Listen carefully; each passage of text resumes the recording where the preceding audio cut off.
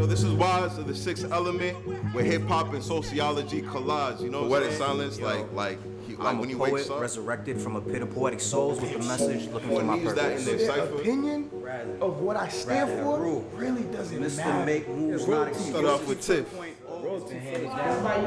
A-Game is like the big homie of the city. It's just like mentors in the sense. Like, Started off as a lost let us do what we're supposed to do. We recording? To say that. We recording. That's why it's very important. This is the Sixth Element with hip hop and sociology collage. This is your man's Wise. You know what I'm saying? Knowledge is wisdom. You know, you see who's in the building, but you know, you may not know the story. Talk about it. You know, we have a very special guest today, but you know, first and foremost, I want to say that Poetic Silence is not here with us for this episode. You know, life. He's with keeps us in lifing. spirit, bro. You feel me? He's here in spirit. He's here on this platform. You know what I mean? And I look forward to what he's gonna say to what we building on for this episode. You feel me? Yeah. But yeah, no further ado. My name is Wise. We got Bradley Soufflon. Troop here. It's Tiff. I felt like y'all was. Y'all look like a group. Too much? Yeah, it was a group. It was a group. I felt it. It was giving me very much 90s rap group. I felt it. Like on Radio C. Yeah. So the irony in that, and you got that right there too, man. That give me like Bronx vibes, you know? Okay. Yes, sir. Okay.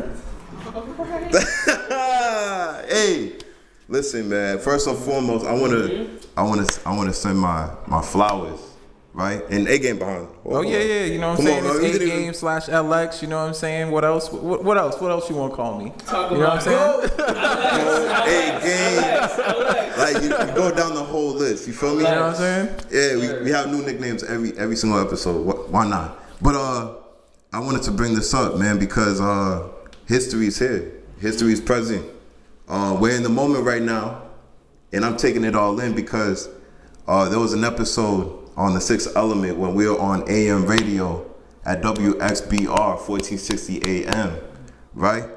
And the topic matter was about the definition of manhood. Yeah, we talked about it in episode 1. You know, Brad Haru, you know, gave context to that, right? But it's only right that we bring it into further context now that we have this brother here. Let's level up. Because I met both Brad Haru, Bradley Soufflon, and Trooper. Yes, sir. And you could let people know what you would like to be called as well. Yes, sir. Yes, sir. You know, I met him at 15? Yo, 15 at the yes, Boys sir. and Girls Club. They called in, showed much appreciation. Rest in peace to Fabi's Faith. Once again, rest in peace. And she made that connection happen. So, you know, we're on the show with John Williams. Shout out to John Williams. He, after the show was like, yo, what, you think it's over? Like, you don't want to meet him? You know what I'm saying? They called your show. You might as well pull up. It's right up the street. So we went up the street and we connected in the education room. Yes, sir. You know what I mean? Fab's room. In Fab's room. You know, it was me, Poetic Silence. Lucia. You know, Lucia. Poetry. You know what I mean? Ja. Shout out to Ja. And we all pulled up, man, and we were building on the poetry tip. We're building with you know, when Bradley was in the group called Too Wise, shout out to Edwin. Yeah. Yo, shout out to Swink. Drew Swink. You feel me? Shout out to Drew Swink as well. It's all a part of their history. So for us to be here in this moment right now is special. You know what I mean? So I want to give the flowers to both of these brothers collectively. You know what I mean? Now, I want to ask, who is Troop Tahuti? Troop Tahuti. Where was going on? I go by Troop Tahuti in the city of the 5. My government is Elijah Jean. You already know when you look in the Bible what Elijah means, so that's who I am, a reincarnation. Understand that when I met Wise, I was in a certain place, and also when I met Bradley. So how I leveled up now and how we both leveled up, it's like, yo, God already knew that we were about to do this, and we knew we was about to do this. You feel me? We just had to wait for the perfect timing. Absolutely, man. Yeah. Absolutely, man. Troop here. All right, Troop is here. Shout out to Tiff. Shout out to Tiff. You know, I know. I need a name. Yeah, you don't have one though. You used to spit though. That's a nice You name. used to spit, so I'm thinking you would have a name. No, don't do that. What? to spit? I never heard anything, but you know that's what I'm hearing through the grapevine. I'm retired. Oh, I retired. You can't retire from rap. Everybody had a rap name. What was your rap You name? cannot retire from rap. I never had a rap name. I'm being so serious. Wow. So I you just went just, by my name. you just went by just Tiffany. Yo, My name, but I felt like it was. Hold up. Epiphany. That's what I'm saying. Epiphany. Did that just happen on the Sixth Element with hip hop and sociology collage, bro? I cannot match the level of creativity at the moment, so we gotta let it ride out because that's what you think. Epiphany, I kind of like that. We'll rock with it. We'll see what they do next episode. All right, let's see if it sticks. We'll see what it gets. What do y'all think? You know what I mean? I'm just let saying, her you know what I'm saying? Epiphany, cause she used to spit. She's saying she retired, but you can't retire in rap. Like, Yes, you can. absolutely Once you not. know how to rap, Absolutely once not. you know how to do something, you cannot stop knowing how to do it. That is a hard rap name. Once you contribute to the culture, That is a hard you're rap always name, gonna be a though. contributor When to you the culture. hit that bar, I you mean, like Epiphany on them. You just like, yo, she might give some real bars. You know, this episode. Maybe one day. I'll give y'all. It gotta be special though. That's what I was waiting Think about for. a retirement. That's what I was waiting for, man. Yo. Oh, by the way, shout out to Brockton Mag, man, for this hoodie. You know what I mean? Gotta support the locals. Shout out to Fab. You know what I mean? I feel real comfortable. They've been holding it down. Absolutely, man. We gotta, support our platforms, local platforms. You know what I mean? Put it on for Yes, everybody sir. as well. Yes, You know what sir. I'm saying? The art, you know what I mean? The culture in Brockton is bubbling. They're saying it's the ATL of Massachusetts. Get ready to hop on. It's the Mecca of Massachusetts right now. It is. Yo, before we get into like what we getting into, I want to hear like who you want to give a shout out to. Who you want to give a shout out to from the five? You know what I mean? Who you think needs recognition? I respect You know what I mean? Who needs to get their flowers given to them for the work, dedication, consistency that they're bringing to the culture right now. You know, I think it's really important to speak on that. Hey yo, shout out to Van Buren. Yeah. Shout out to you, St. Leo. Slap. Shout out to you, Luke Boss. Yes, sir. You know what I'm saying? Shout out to you, Giles. St. Leo. You feel me? Hey, Shout shout out out to to all of y'all boys, man. Y'all Yeah, boys man. is really making moves, not excuses. Going off. You feel me? Putting the 5 on right now. Bro. Yeah. You know what I'm saying? Yeah. That's for me, dog. Shout out to y'all Sir, boys, bro. man. You know what I mean? What about you, True? I'll definitely give out shout out to C4 who been holding it down for 5. Yeah. Yo. Say it out, shout out to Van Buren, Luke Boss who been holding it down out here in the fashion game. You know, Wavy Baby's been holding it down out here. Big facts. You know what I'm saying? Shout out to Wavy Baby. Yeah, don't I sleep. need to get that. Don't sleep on Life Clothing either. Izzy, Life Clothing that's coming out soon. Handcrafted clothing. You know what I'm saying? So shout out to them also in the 508. For real. The 5 is coming up soon and it's been coming up.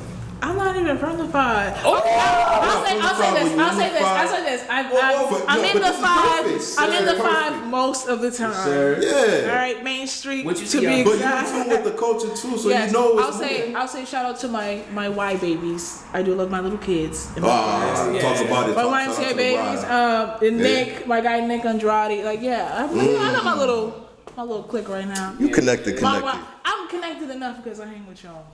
Yeah. Y'all Well, I'm even more connected because I'm connected with you. you see how we just connected? Wow. Exactly, more. You know what I mean?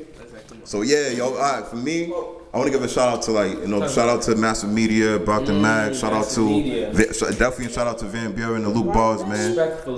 Shout out to Sheeps and Wolves. Shout out to Wavy Baby. Yes, sir. Shout out to McGriff Film. Shout out to Alex Ford Photography in the back right here. You know what I'm saying? Shout out to Sound Lab.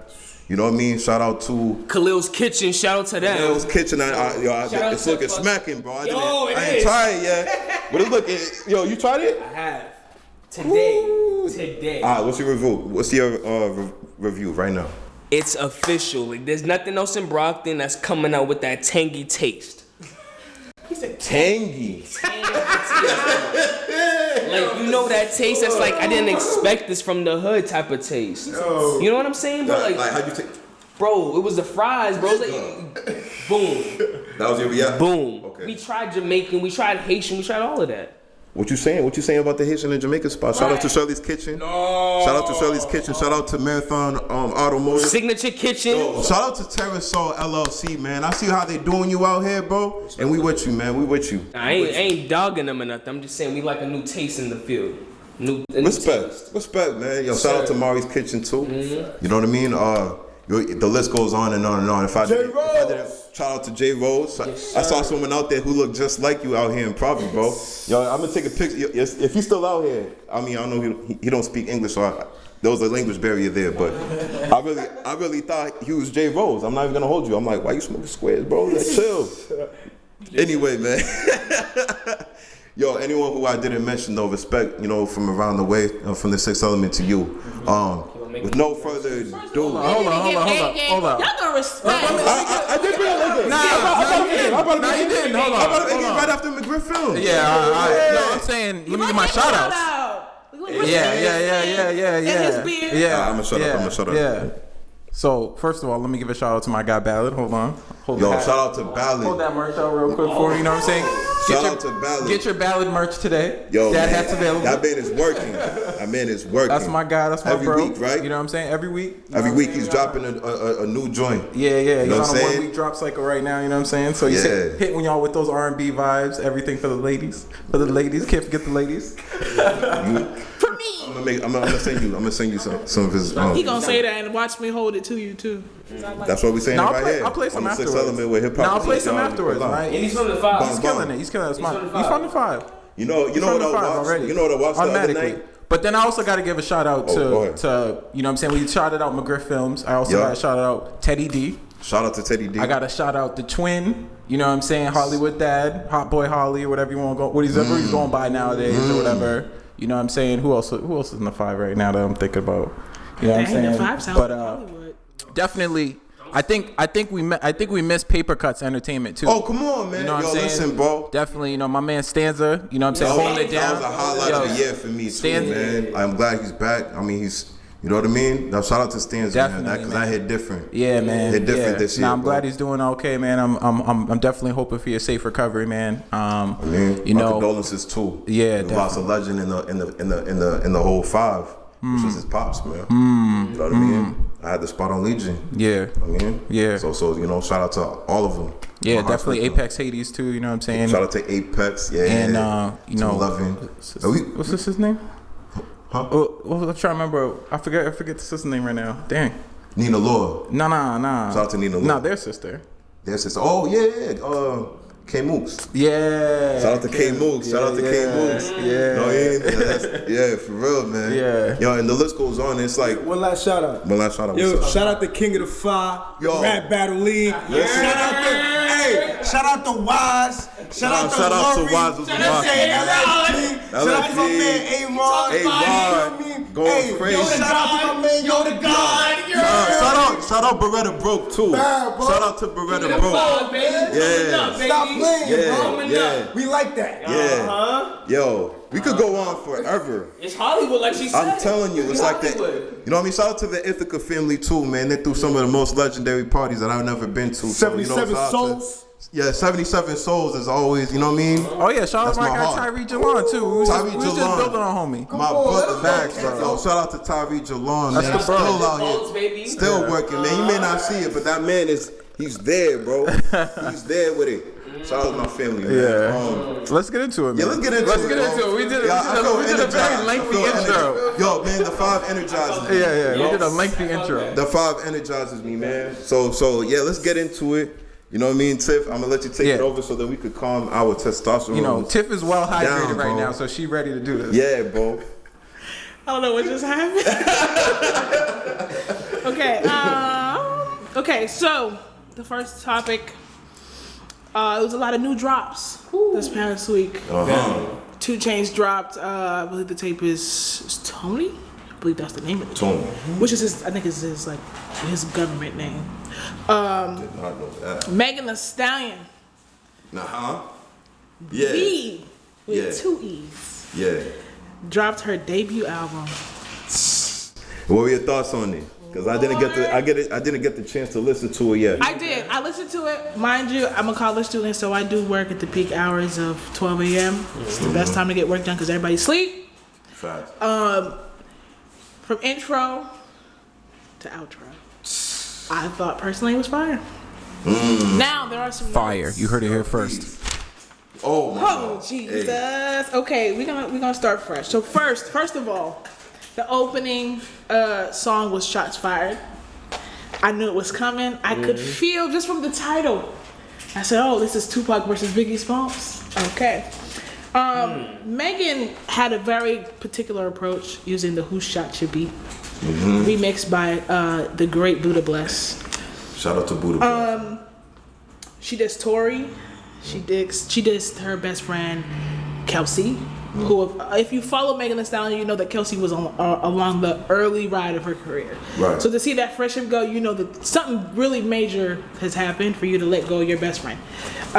It would be like you letting go of Will. That's how we view it as the community. Okay. And anyone with something negative to say. So she was talking to Brad. She was talking to Will. All the black men online going in talking about I want to hear both sides of the story. She was not liking anything that you had to say. Some of the features on the album, I will say, were pretty moderate. The Baby, City Girls, Lil Durk, SZA, Mustard. Of course, the record with Beyonce, the record with Thug. Popcorn, she had a very Caribbean-esque song on the album. 2 Chainz. Word.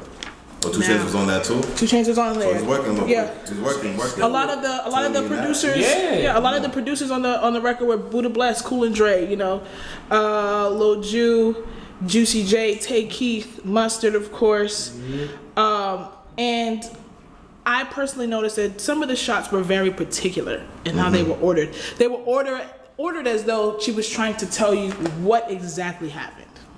So, let's read some of these lyrics. Let go. Oh yes. Because our Queen Megan has. Yo, the way you did, you like. Because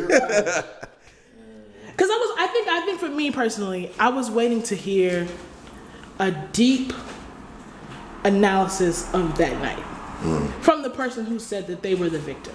I want to hear the victim's point of view. I don't want to hear nothing anybody else got to say until I hear you. And just the amount of bitches and words for vagina that will not be said by me is what that man was called from the time the song began to the time it closed out. Some particular ones that Genius highlighted was, imagine niggas lying about shooting a real bitch just to save face for rappers niggas you chill with. So she felt like, for one, you lying to stay cool to your partners. To show like, oh, I wouldn't do anything like that to a black woman. She talked about how she felt that Kelsey and him were in cahoots due to the fact that they got paid to not say a word about the situation when it happened. Well, Kelsey got paid to not say a word? That's alleged. Now, we haven't heard Kelsey's side. Kelsey's keeping her side, I guess, for her book in the future. I don't know, because sis is not speaking. One particular bar that stood out to me was, you shot a 5'10" bitch with a 22. Talking about bones and tendons like them bullets wasn't pellets. Now I want to know, we dealing with BB guns or we dealing with real bullets? That's what I'm saying. And she said basically that he was sitting in the back calling her a bitch. So I'm wondering now, was Tory even in the front of the car? Or was he in the back going off? But she made it very clear to tell her story. I appreciate it coming from her point of view, and I think that that's something that I will say this for the record before anybody else gives their opinion. There's a level of respect that if you're going to talk about the situation, you need to come with, because at the end of the day, this is a black woman, this is a black man, these are their lives. These are their lives that they're going to have to live. Even after this trial or whatever is finished, these people got to live their lives. My analysis is, I still think he shot her. I don't know the premise of the entire incident. I don't know if there was an argument that ensued and, people wrestling for a gun and boom, you get shot in your foot. I just want to know, what was the reason for the gun to be out in the first place? What is the reason? That's a great question. For the gun to be out in the first place. And why do you feel, Mr. Tory Lanez, that you need a gun? Who's coming for you? Who's looking for you, sir? What are you asking me? I'm asking you. Yeah, I'm asking you first. Because I know once we get to Bradley, he's finna go off. He's meditating right now on how to drag. So go ahead, sir. No, you know what? To keep it 1,000 with you, that's a messy situation. Messy. It's just a messy situation. It's a messy situation. It is. You even think that he even shit the black woman? Like, come on now, like she said, is anybody even going after Tory Lanez? Like, you from Canada? Like, you know what I'm saying? Slow down. I know, but those are all external factors to what happened that night. So it's like, you know, there's two sides of the story and the one truth. And you know what I mean? And I think that, I didn't hear Meg Thee Stallion's side of the story yet, but one thing that I do notice is that, you know, there's truths that are convenient that either side can latch on to in order to support their thesis on what really happened that night. So like it is analyzing both of their pieces of work and what happened that night, or the best way to, you know what I mean, break down the situation, or when the parties involved are actually able to speak on the situation during trial, is when we're going to get transcripts of what actually transpired that night. When them subpoenas slap. You know what I mean? So that I think that, you know what I mean? Like at first, my initial thoughts was like, you know, I was questioning a lot about that situation because it looked funny overall. And you know what I mean? So you know what I mean? I do want to maintain like the fairness of analyzing the situation, because if I go and say that he didn't do it when he actually did, you know what I'm saying? Like that's wild. You know what I mean? And if it's vice versa as well, that's wild. So in a situation like that, you know what I mean? I'm not her papa. You know what I mean? I'm not his, you know, father. Son, you know what I mean? Like the families have to worry about a situation like this because there's a child who's going to be missing their father figure in their life for a given amount of years. So they're looking at the whole situation from all 360 degrees. You know what I mean? Like this is an unfortunate situation, which I believe was, you know, it means for a lot of people to be divisive amongst our own community. You know what I mean? But my whole thing is like, let's get to the truth. And I don't want it to be like, I believe in this brother because, you know what I mean? Like his previous character leading up to that moment and vice versa, her character leading up to that moment. Like it's just messy. I feel there's outside forces that's causing a situation like that to occur. And that's all it takes. One toxic person, or somebody who has that vitriol, that poison, you know what I mean, for one person over the other. The fact she's not talking to her best friend, you know what I mean? Like if that was me and Will and we fell out, everybody here would look at the whole situation like in a weird way, like, yo, what the hell? What happened? You know what I'm saying? Right. So yeah, I mean, those are my thoughts about it. You know, my initial thoughts was strong, like, you know, like but what about this detail, that detail? I mean, you know, I want to hear from everybody here, but you know, now it's like, all right, let's move with grace on this one because of how messy it is, and you know, see who the main culprit was. Right. Like pellets and bullets, like that's crazy. 5'10", show me with a 22. That's you, bro. Oh, go ahead, bro. That's my brain, brother.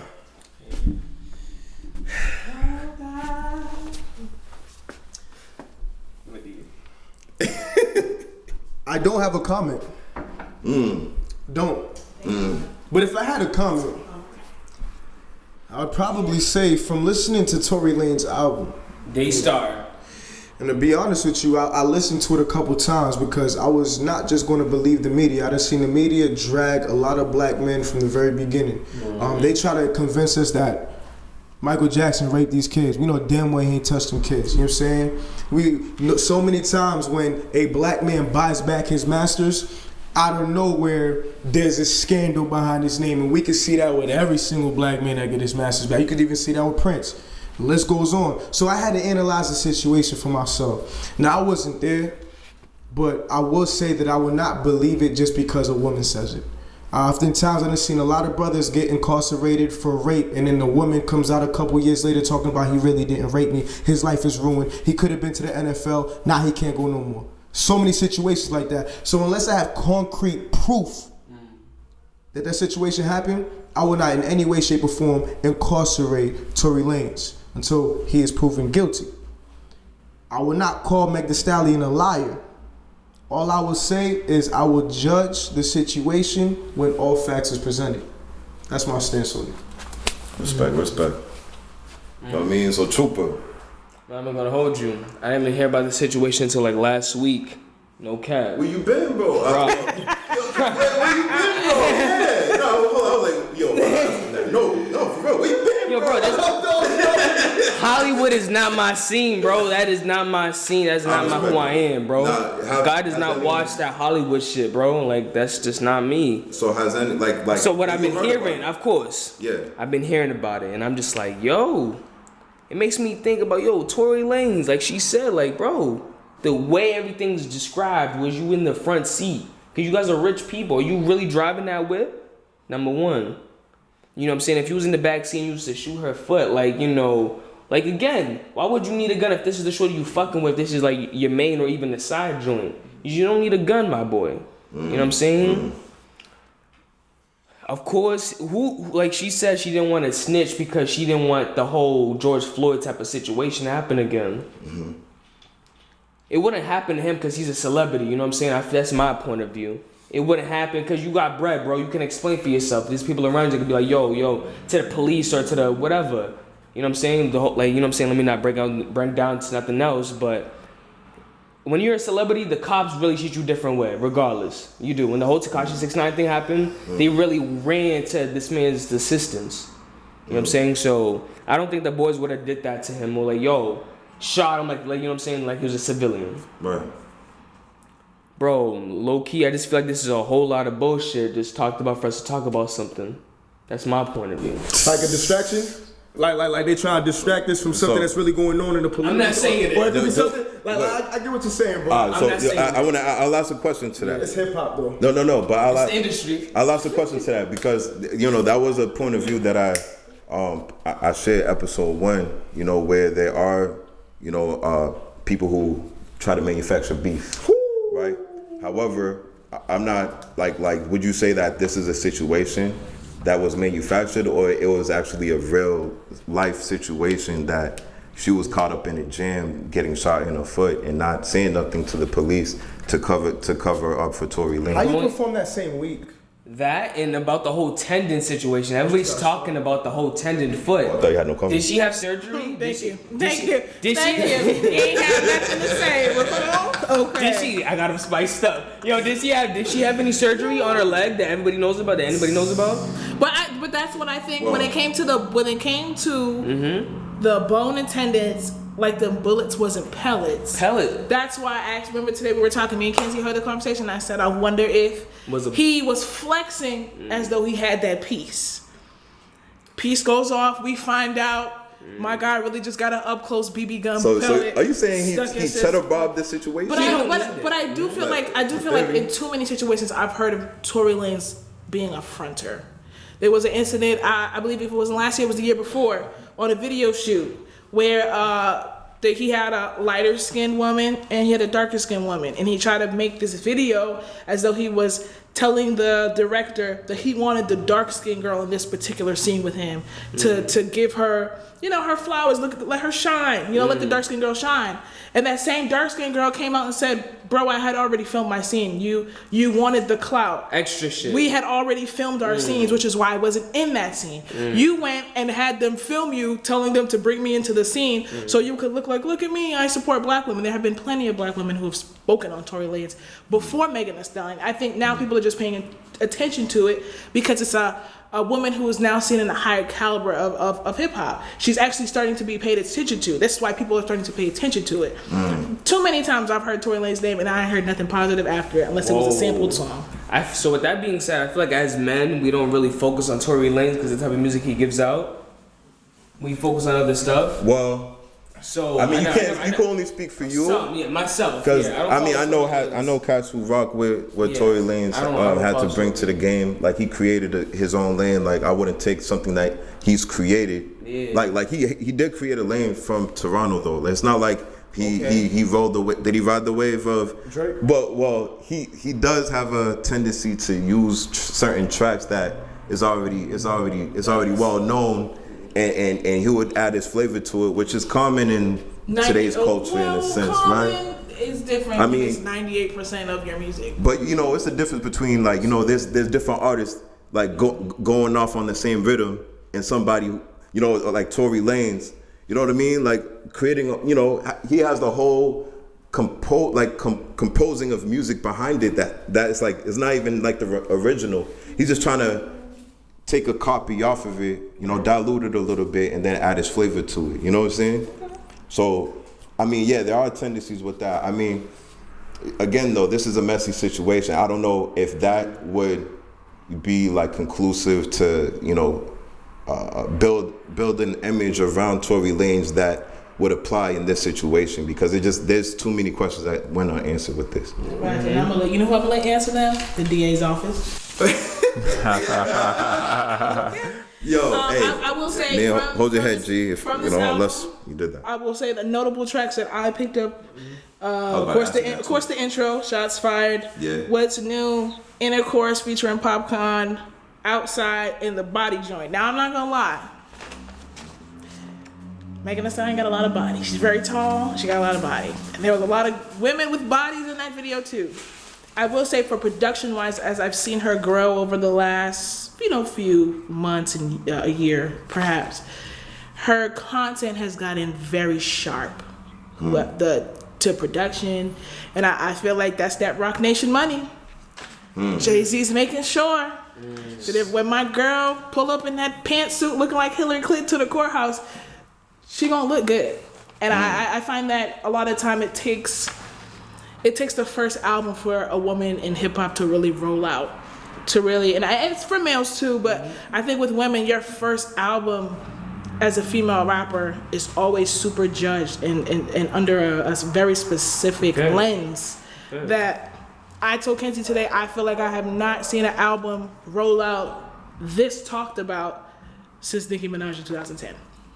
Yo, It's been a while. so it's like a 10-year cycle. It's like a 10-year, and actually she released her album on the 10-year anniversary of Pink Friday. Look at how the world just turns for people. Wait. I won't even hold you. So, were you able to Listen. lower your anxiety levels from last night in order to listen to that album? This is what I'll say. We gonna talk about the album, because when we get to verses, it's gonna be a time. The album, The Recession 2, in my personal opinion, very great album. Very, very particular, because I feel like we're so used to Hood Jeezy. We're so used to like The Killer that we got like a more refined. I'm a grown up now. I still could be street Jeezy if I need to, but I'm a lot older now. I have a lot more. He's furthered on I think things out more. He's furthered on his path to being a corporate thug. Okay. I mean, that is what CT is, corporate thug entertainment. Okay. So he's on his life path. Yo, A-Game, talk that talk, man. You know what I'm saying? So the features as follows. The intro, Tamika Mallory. I said a black woman on the intro, speaking that fire. Okay. Yo Gotti, E40. Demi Lovato, Lil Duval, Neo, and Rick Ross. I like that Jeezy keeps all his features to a minimum. And it sounds like a Jeezy playlist. I like to hear Jeezy. Jeezy has a very E40. How'd that sound though? My fault. It went very the Bay like. E40 has a particular voice, it's a particular sound, a particular cadence on a record. Extravagant on the mic. You know what I mean? That's exactly Yeah. You got that vibe. A few producers, DJ Monte, Don Cannon, and I like that on this Justice League. I like that on his producers list. A lot of these producers collab with each other, so I saw more than one producer on a track. Some notable tracks for me was "Oh Lord," "Modern Day Niggas," "Almighty Black Dollar." "Therapy from My Soul" was very controversial. He called out Freddie Gibbs. Yo, cause I know that's been long, that's been going on for a minute. Shout out to Freddie Gibbs to getting himself where he's at though, for real. Cause like when he disbanded from Jeezy, you know what I mean, and his label, he started to align himself with like greats like Madlib. Right. And when he was, that was like a perfect sonic. That was a sonic marriage. You know what I'm saying? You know Madlib, right? Y'all know. Yeah. You know what I mean? Legend. So it was some heat. According to the Freddie Gibbs conversation, he said, "I couldn't trust him, invested my hard-earned money, tied up my bread, but he gonna try to tell you that I'm flawed." That's in his head. And you know how Jeezy rap like he just having a regular conversation. Yeah. That's right. Yeah. Oh, he got the hook in the back. He pointed that beef out. He pointed beef out with 50, but one particular beef, and I think people should get knowledge when it comes to hip hop on certain people in the background. Coach K.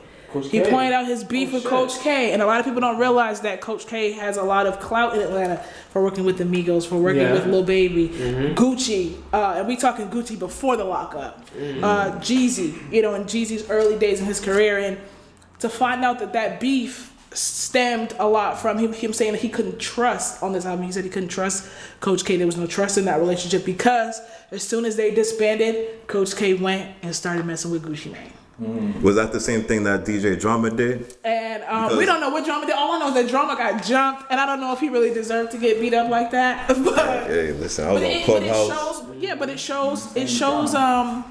It shows the business side of things. It doesn't matter how long you've been down with somebody can still turn around and feel like I'm wherever money's being made. And in that case, yes, Coach K made a lot of money with the State versus Radrick Davis.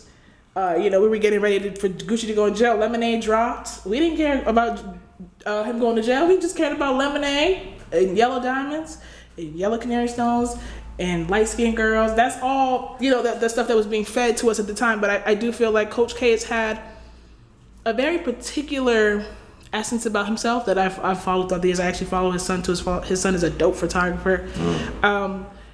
But it's always a mystery because I've never heard anybody walk away from Coach K. And I think it's because Gucci and Coach K are still cool, because Gucci's still cool with P from street days. I think most people I hear don't have anything good to say when the relationship's over. Yeah. So I wonder how that business looks. You know, for people, specific people. I know Skipper the Flipper had issues with leaving QC and how they did their artists, and a lot of people feel like they don't pay attention to their minor developing artists unless their developing artist actually pops. Until then, you don't really get the recognition they feel like they deserve. But I thought the album was good. Yo, But, I wanted to ask something about Heavy on My Soul. That's the name of it? What? It's Therapy for My Soul. Therapy for My Soul. Was that something that he was holding on to? Like, could you tell in the track he was holding on to this for a long period of time? And he was like, all right, let me, you know what? This is the time for me to I think address so, certain especially because things. he did an interview with the Breakfast Club. He talked about holding on to a lot of his trauma and holding on to a lot of his issues. And I think within the Black community, and this is not a male or woman or female thing, it's us as a people. We tend to hold our trauma inside and not talk about it. And I think even with the next topic we're going to segue into, we see what holding on that trauma could do, because I was watching Versus like I was back in 8th grade, ready to shoot. I have no gun. Okay, my cat is looking at me like I'm cooked. My little brother don't know what's going on, and it was a moment to see two men from the streets for real. Soul drugs, daps are involved, you know, real gangster lifestyle. Stand on the stage, go back and forth, disrespect each other, but still come out at the end like, you know what? It took us 15 years to get to this point. I'm glad that they're alive to get to that point, because we've seen a lot of beefs that end real quick with a body bag and a casket. So I think with last night's Versus, it showed the growth of Jeezy and Gucci Mane. Yeah, Gucci Mane's petty. You know, Gucci Mane got to get his 2 jabs in. But it showed that at the end of the day, we're not doing it for us. We're doing it to show these young cats, like, look, you can come in here with beef and you can leave on good terms. You can come in here and not have to like this person. You don't have to be friends. But there could be a respect boundary that is drawn that says, you know what, I respect your art, you respect mine. We come from the same streets. We've done the same things. We have the evidence to back up that we did what we talked about. And we just got to let it go.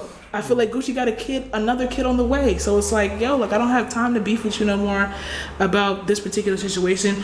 Jeezy's going into getting married. You know, they don't have time to beef about foolishness. And I don't want to call street beef foolishness, because some street beef is very warranted. But it's like, yo, it's 15 years later, bro.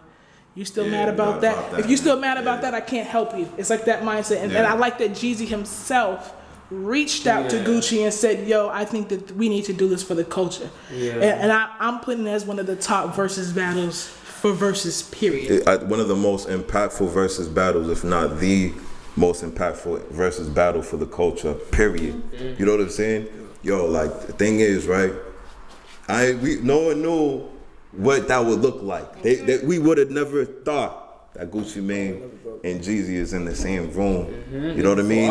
Looking at each other Like, yo, I still, like, Freaky Girl is my favorite joint, man. Facts. You know what I'm saying? Ice in my ear, shine like a chandelier. Jumping out the phantom. Don't you think I'm handsome? Ice on my wrist costs more than your mansion. You be like, yeah. Woo! Like, yo, come on. Like, the thing is, cause we were building earlier, like how like Gucci, like he doesn't have a lot of lyrical content, but nah, he be talking like, oh, I heard him drop like, and I listened to, October? I forgot which track that he played, but he brought up like names that I feel everybody should know in hip hop. Jeru the Damager. Yo, he mentioned that in his rhyme, so it's like it's not like it's coming from a place of he doesn't care for where the culture came from, right. But I'm embodying it in a way that's gonna be like a blueprint that these young artists are gonna be taken off of anyway. That's right. And that's how I looked at Gucci Mane going into this battle, and I know there was beef and everything, but I just wanted to see like, yo, the Snowman versus, you know what I mean, like. Come on, man. He had an ice cream cone on his face. But you gotta remember too, Gucci's. I think a lot of the time with rappers, especially rappers from down south, people are confused because of the slow lingo. Because you gotta remember, if you've been down south, you know, Southern people talk a little slower. Yeah. They're a little more chopped and screwed. They're a little more relaxed. They don't feel like they gotta be hooting and hollering about stuff unless it's about to be a shootout. Nah, they were hooting and hollering on Clubhouse last night when they were watching it live. But I will say that a lot of these down south rappers are very smart.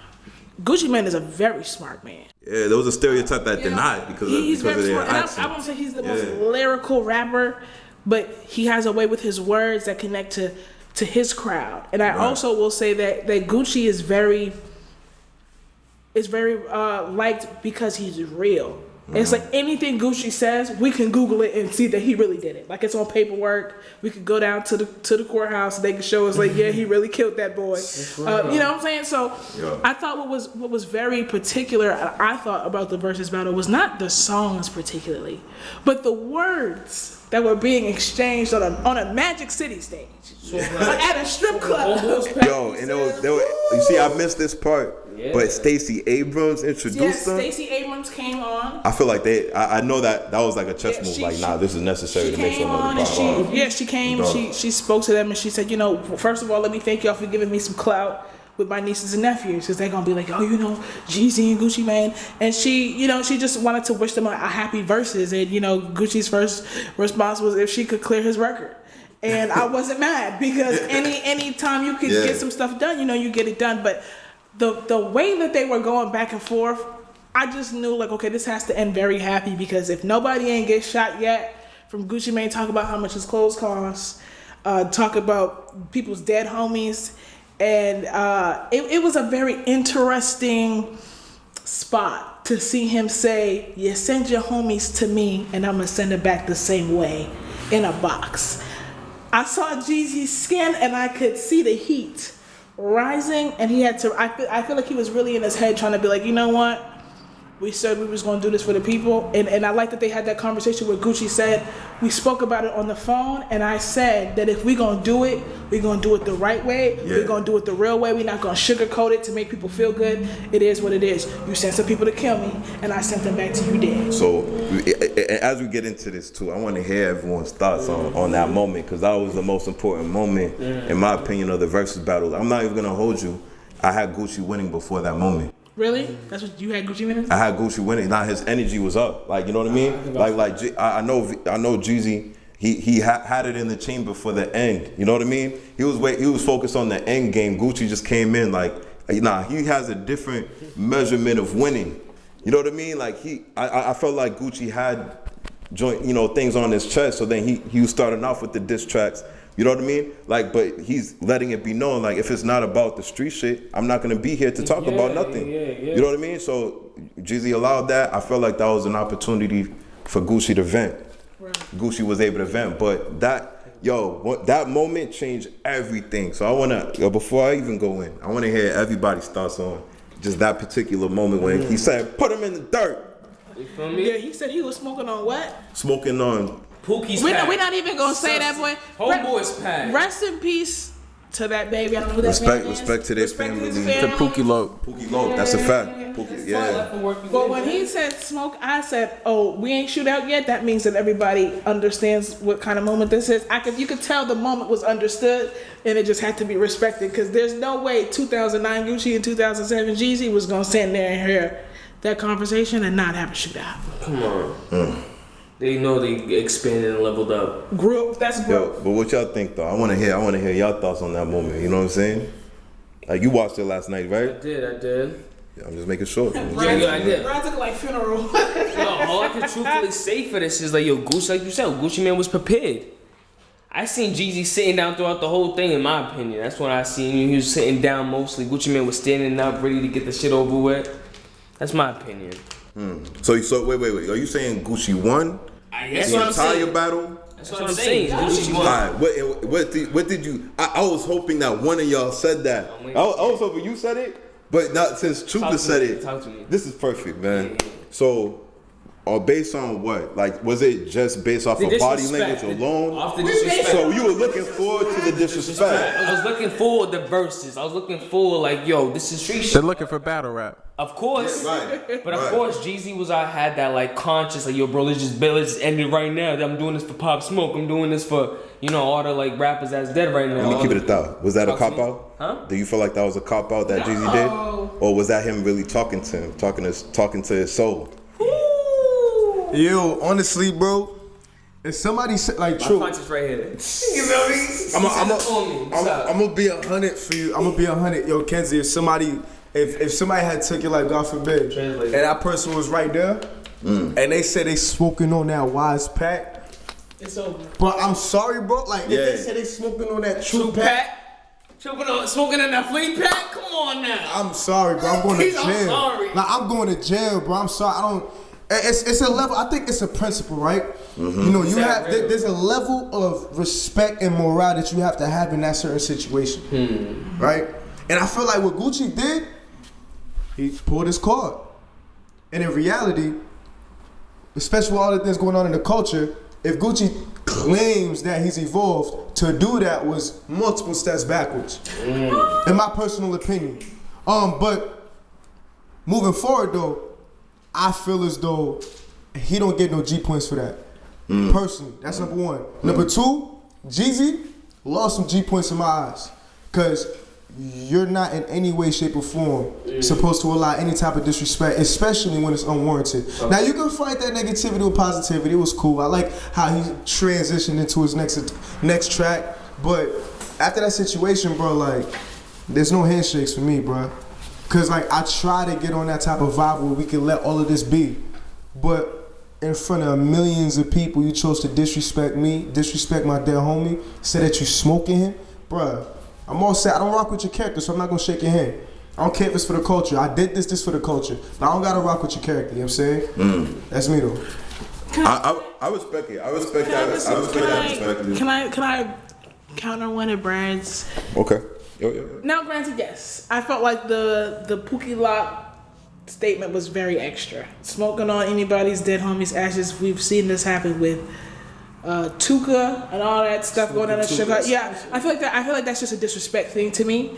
But what I will say is, when me and Kenzie were building on this earlier today, and we looked at the situation at hand, the real beef. I had to say, like, at the end of the day, granted, it was disrespectful in our eyes for him to talk about his dead homie, but we gotta look at both sides. You sent some people to go do a job, and he sent them back to you a different way. And I think that's what people weren't recognizing. Yeah, it was the disrespect is like, wow, this is funny, because Gucci's just a funny person when it comes to disrespecting people. But we have to look at why Gucci harbored those type of emotions. You sent a group of people to harm me. Mm-hmm. It would be like me and you having a beef over some records, and I'm like, you know what? Matter of fact, I'm putting 10 racks on that boy Brad's head, and whoever bring it to me, you gonna get this, And you sent somebody back to me in a body bag. That let me know the level. That let me know that one, God has purpose for certain people. Two, that also let me know that if you could not respect him because of some records, he don't have to respect you. Because remember, everything was on wax, everything was on paper, everything was us going back and forth over records. It could have been, I could see if it was, oh, we saw each other in the club and then it popped off in the club, then equally each person holds their share of accountability.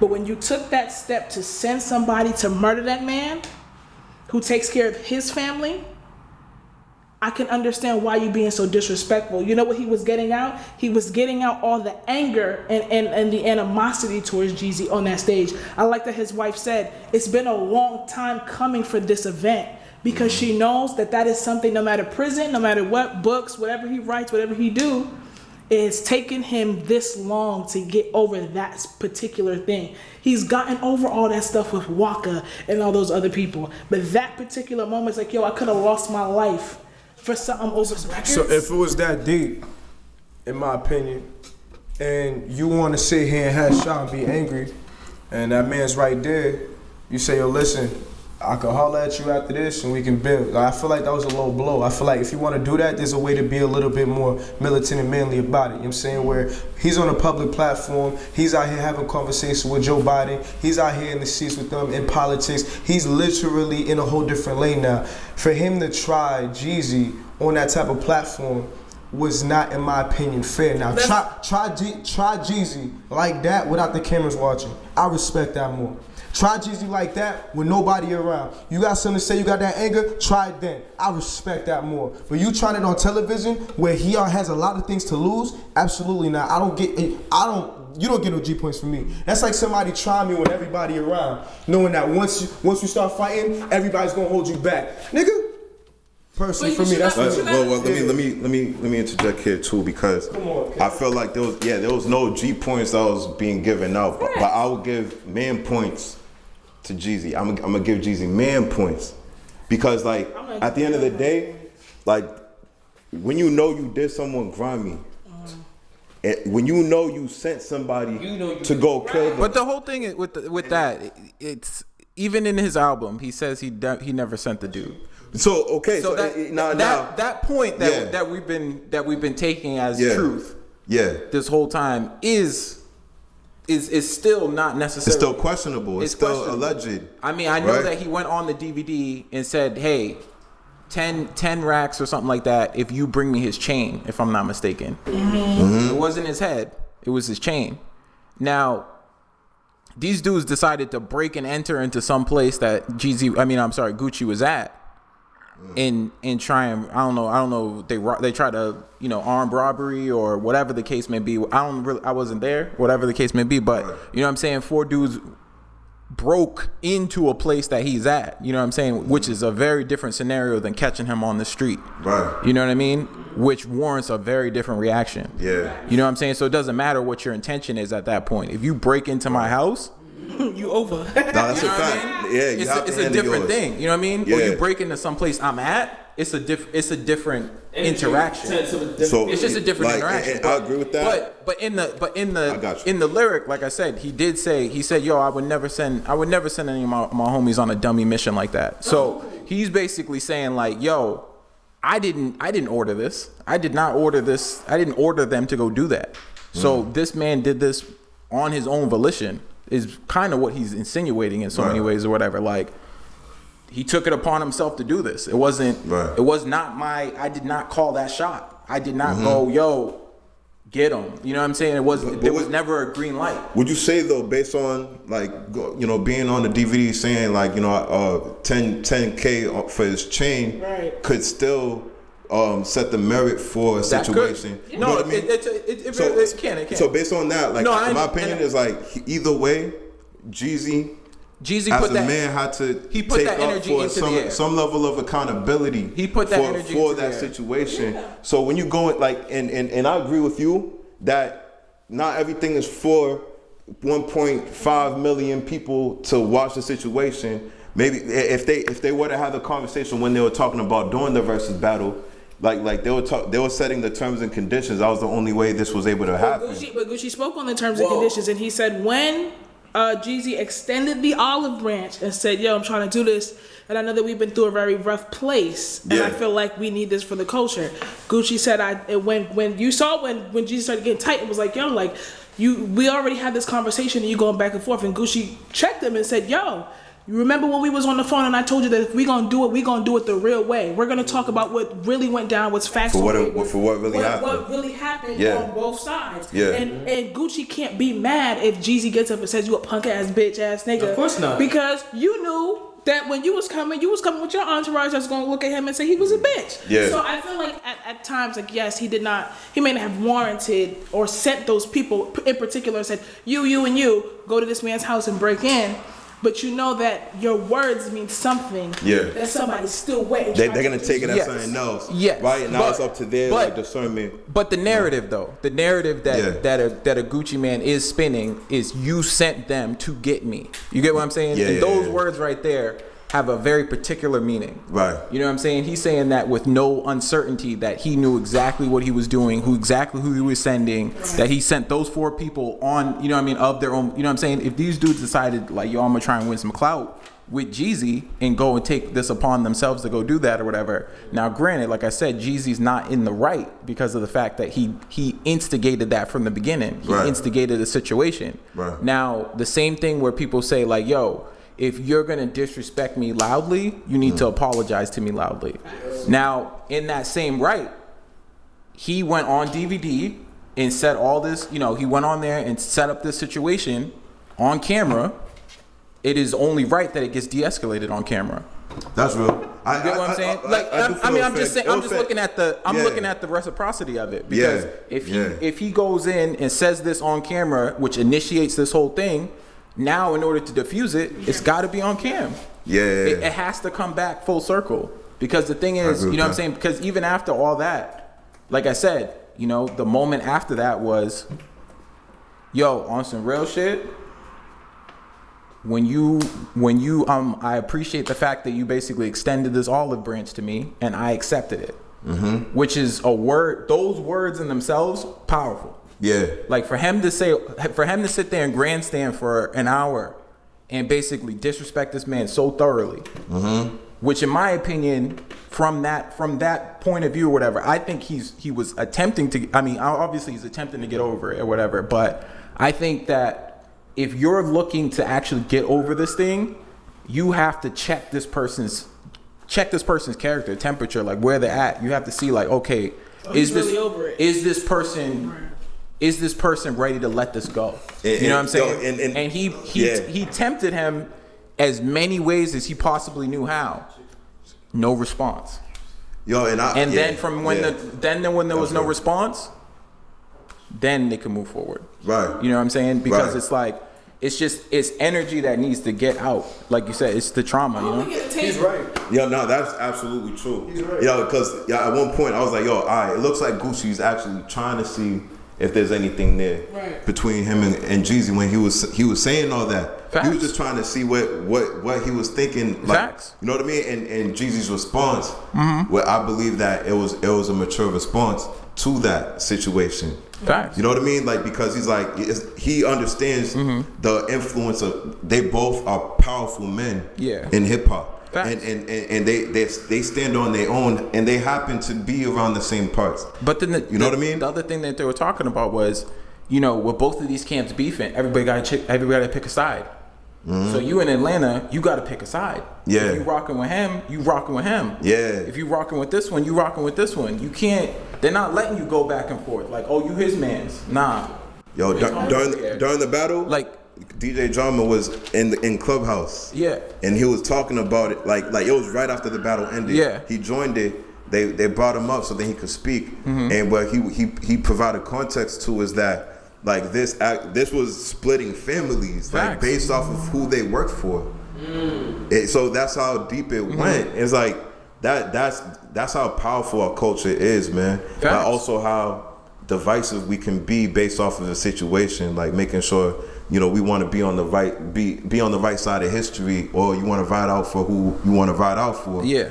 But to what cost, right? I mean, look at even like the division of families, or like getting in a beef that can divide a family. Yeah. You know what I'm saying? It happens in what? Crips and Bloods, gang activity.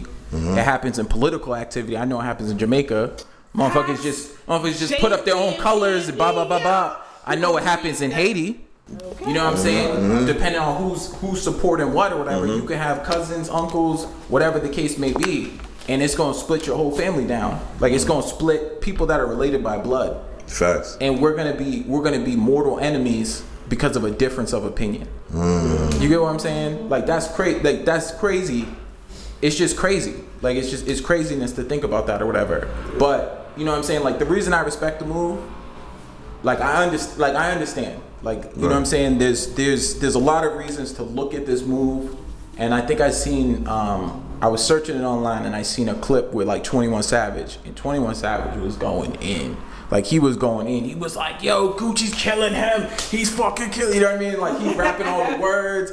He's like, "Yo," when Jeezy was like saying what he was saying or whatever, he was like, "Look him in his eyes. You looking down, you little bit." You know what I mean? He's going in, right? So I understand the way that the optics are gonna look, and at the end of the day or whatever, like the move that Jeezy made or whatever, it's not an easy move to make. It's not. It's not an easy move to make or Well whatever. executed, man. Because of the fact that now, from where he came from, automatically, a lot of people that he's already he's gonna lose G points. He's gonna lose this, lose that, whatever the case may be. But for me, I viewed that move as a symbolic transition for him out of the streets. Like I feel like he's done with it. I feel like he's just done. Like he's just done with the streets. And I feel like that for him was the graduation. It's the, you know what I'm saying, it's just the barrier. Like you can't come back from that. You know what I'm saying? You can't. He ain't gonna. You know what I'm saying? Like he said, we ain't trying to hear that no more. I feel like he was. That was like a, it's rite of passage. In our youth, but it's like a rite of passage. Like as an adult, becoming like an elder in the community. You know what I mean? Like I viewed it in that way, in a sense, because like the verses became so much more than what it started out as. You know what I'm saying? And based off of like, we're like, should they battle? Nah, I don't think it'll make sense because they never really had problems like that. But it'll be dope if they can settle their differences. Yeah. And you know what I mean? Of course it's gonna be beefy. Like the most beefy one was Beanie Man and Bounty Killer. That was the beefiest one to me because I don't know, like that's a rabbit hole of messy. Yeah. Messy. And you already know they're trying to get like the higher beef. They're trying to like really resolve some beefs in this or whatever. So I'd be interested to see the big ones happening. There's still some big beefs out there. People were saying that T.I. and Jeezy should have went at it. What y'all think? Was it? Who's the one? Was it Gaza and Gully? Yeah, but we not getting Vybz Kartel about. That's gonna start another war in Jamaica. And we ain't got time for that because Jamaicans we already don't know how to act. You think they gonna try it? They're not. You think Swiss ain't gonna try it? They not gonna. First of all, I mean, granted, Vybz Kartel is recording from prison, but with what internet connection was he gonna have a verse? No, I didn't say right now. I'm just saying. I feel like they're trying to build some groundwork somewhere. Yeah, I mean, it could possibly happen, but just it might be years down the line. This is what I will say. I will say that it will look exactly like how that verses looked last night. Oh my god! And I can tell you that it's coming from Vybz Kartel. Worse. Okay. Gaza is highly disrespectful, and Vybz Kartel will make sure that Mavado is dragged the entire time. He won't care. He won't care about nothing. They won't leave with nothing resolved either. It's not.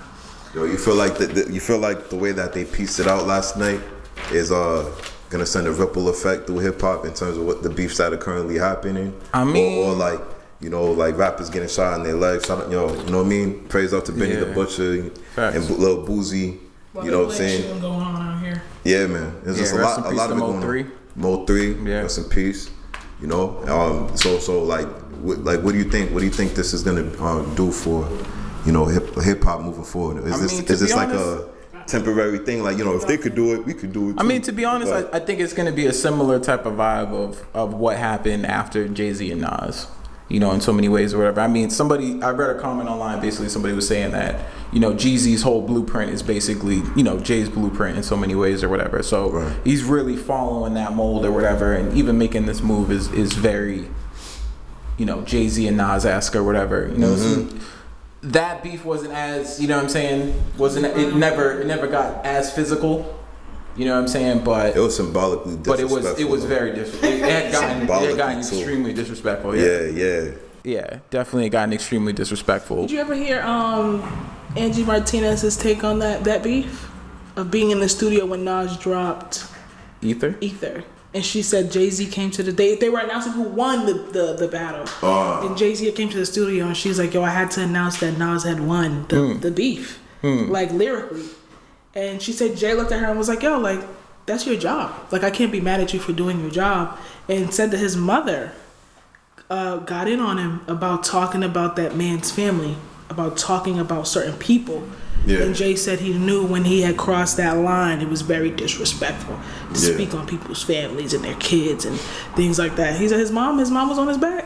Mom came through and was like, look, you can have beef with whoever, but what you gonna do is not act like you didn't have a mother raise you and choose you to be respectful. Word. So, you know, I mean, beef is what it is. Do I think anything's gonna change in Atlanta? No. I think it's still gonna be turned up.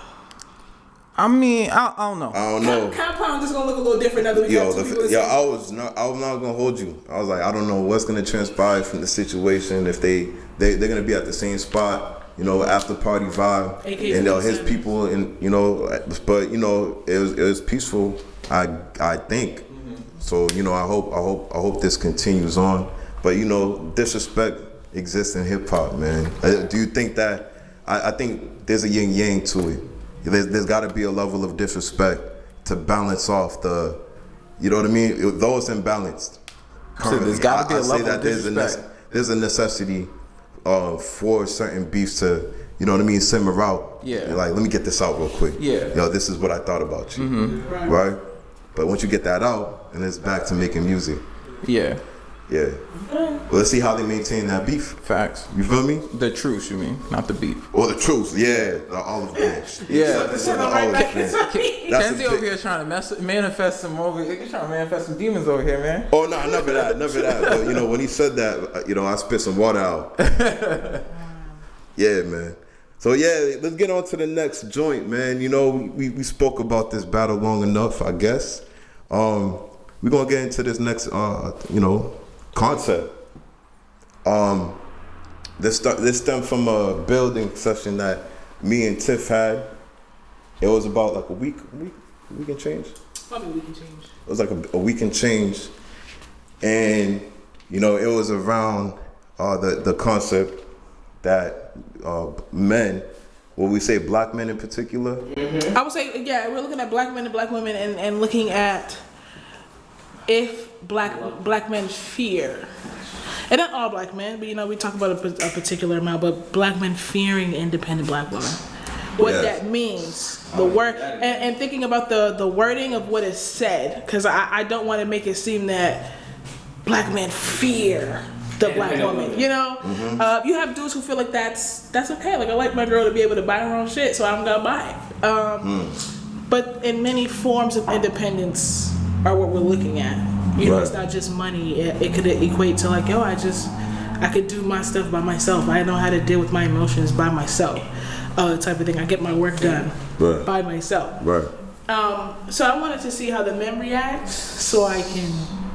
You go from there. Yeah, because I feel like if I have to drag some people, I'd rather y'all go first, so I could drag us. You know, and for those out there, you know, all of our thoughts is our thoughts, and you know, we're striving to learn, you know, respectfully. Mm-hmm. So if y'all have some feedback for what we have to say out there, definitely comment. You know, like, subscribe to the YouTube channel. I'm definitely doing a promo right now before. You know what I mean? Because like, this is a very pivotal topic. It's, you know, classically been like a conversation that's been like one-sided, you know, based on gender or based off of like who we are and how it applies to us. I'm hoping that this would be a conversation that would, you know, cover like multiple narratives that come up. Yeah. So then we could look at it, you know, from a perspective of, you know, there is like an entity that is being mentioned by women as independent women, and you know, for men, and based on what Tiff is saying, you know, there's men that are intimidated by independent women, and I do see those patterns, right? It depends who you're talking to. For me, I wasn't necessarily challenging that as a fact. There is a great lack, you know, in the black family, where, you know, especially father figures, you know, I see the impacts of, you know, fathers that are not in their daughters' lives. You know what I mean? Or missing a few years and causing them to, you know, come to that realization that I'm all I got in this world. You know what I mean? May cause a, you know, disconnect between them and their mother, based on like they, you know, what's the word? Mediocrity. You know, like this is the standard I have for you. You have to reach it. Right. There's like a heavier amount of pressure of black women, you know, in this country to be successful than there is for men. That's what these are the narratives that I hear. So the only thing, because I want to like challenge the word independent. You know what I mean? And the reason why I want to challenge the word independent, I look at like the word in its holistic nature. Like, you know, independent is like 1804. Haiti is now independent from rule from France, right? So now we are like we're operating our own shit. We're sovereignty. We're sovereignty, right?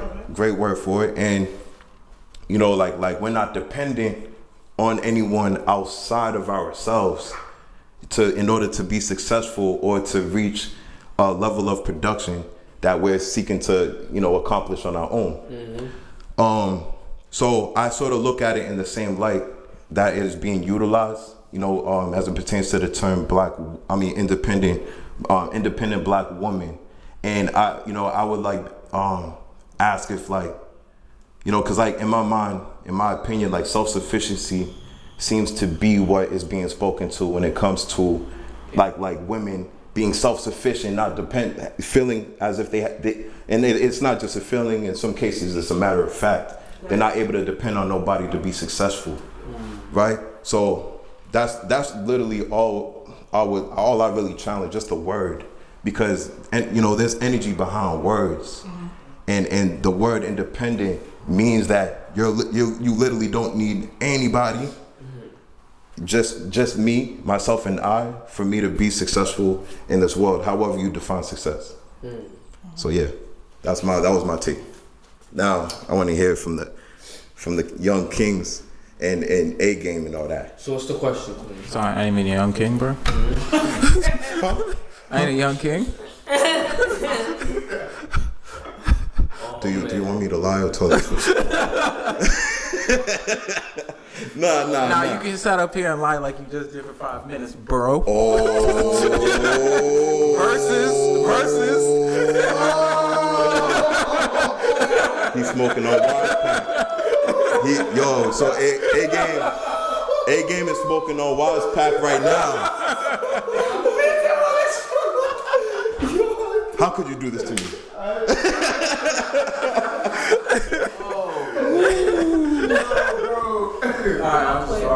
I love you, bro. Yeah, you know, I know you. I'm like, wow. Well, I'm gonna try to sleep at night. Yeah. So nah, man, yo. Independency out of these black women. So what's the question, Queen? It's not necessarily question. Like a question, but like basically we're looking at, is there fear of there is no fear of black women independence? There is no fear. There should be no fear. Get in here, Bradley. You already know what time it is. Come on, B. Talk that talk. There should be no fear. Cause don't you want a woman that's by your side who's confident about what she's bringing to the table? No, of course she could do it herself. Right. I'm not saying I can't do it myself neither. But let's make it easier on both of us and let's do it together. You gotta let her know that. You guys gotta have that communication to let her know that, yo, we about to do this together. I know you can do it by yourself, baby girl. You bad. But let's do it together so I can take less stress off your back. Whoo. He won already. Told him. Yo, AK look like he want a 4-6. Yo, are you smoking? Huh? Are you smoking on that? Nah, bro. I'm just Yo, he's enjoying life, man. I mean, We talking about like independent black women. Do we fear independent black women? Do we fear that? In my personal opinion, I don't believe that we fear independent black women. There's two types of independent black women. There's independent black women who are independent to a point where they will allow themselves to build with another man who is also independent. Or they're independent enough to support another man, meaning that they're the breadwinners, providers. I see that a lot in our generation, no cap. I see that a lot. Where more women have advanced in society because they were able to use their intellect to put themselves in a position where they're stable. And a lot of brothers right now ain't as stable, so they're providing for their men. It's a fact. Or they building them up financially, waiting, you know what I'm saying? You know, women, I don't want to say this, but like, you know, many women that I have met, they like men who are projects. They like the builder man. You know what I'm saying? Like builder progress. You feel me? Yeah. Aside from that though, Not a builder man. like I'm saying, like Work in progress. I mean, you can find them all over the place. but Fixer-uppers. then there's the other black independent woman who feel like she don't need a man, right? Who feel like, yo, I don't need a man, I don't need no type of niggas at the third, I got it on my own. Now, do we fit them? No, we don't fit them. We just don't necessarily aspire to be with them solely because of the fact that who would want to be in a place where they're not required? It's that simple. We don't fear you, but we don't pursue you solely because of the fact that there's no place for me. It's that simple. That was nice. That was nice. Hey, what's up, kid? What's up? I really don't have much to say about that. Yes, sir. The Kings have spoken. That was nice. That's fire. Yeah. I guess I'll speak to what I guess what I'm hearing in terms of fear. Do they fear a woman who has their stuff together? As much as I would like to say you guys have your stuff together, don't? No. I don't. No? You guys have some things together? You got a couple things together? You got a couple nickels you can rub together? I'm definitely building. Talk about it, I'm definitely building it up. It's a work in progress. Okay. You know what I mean?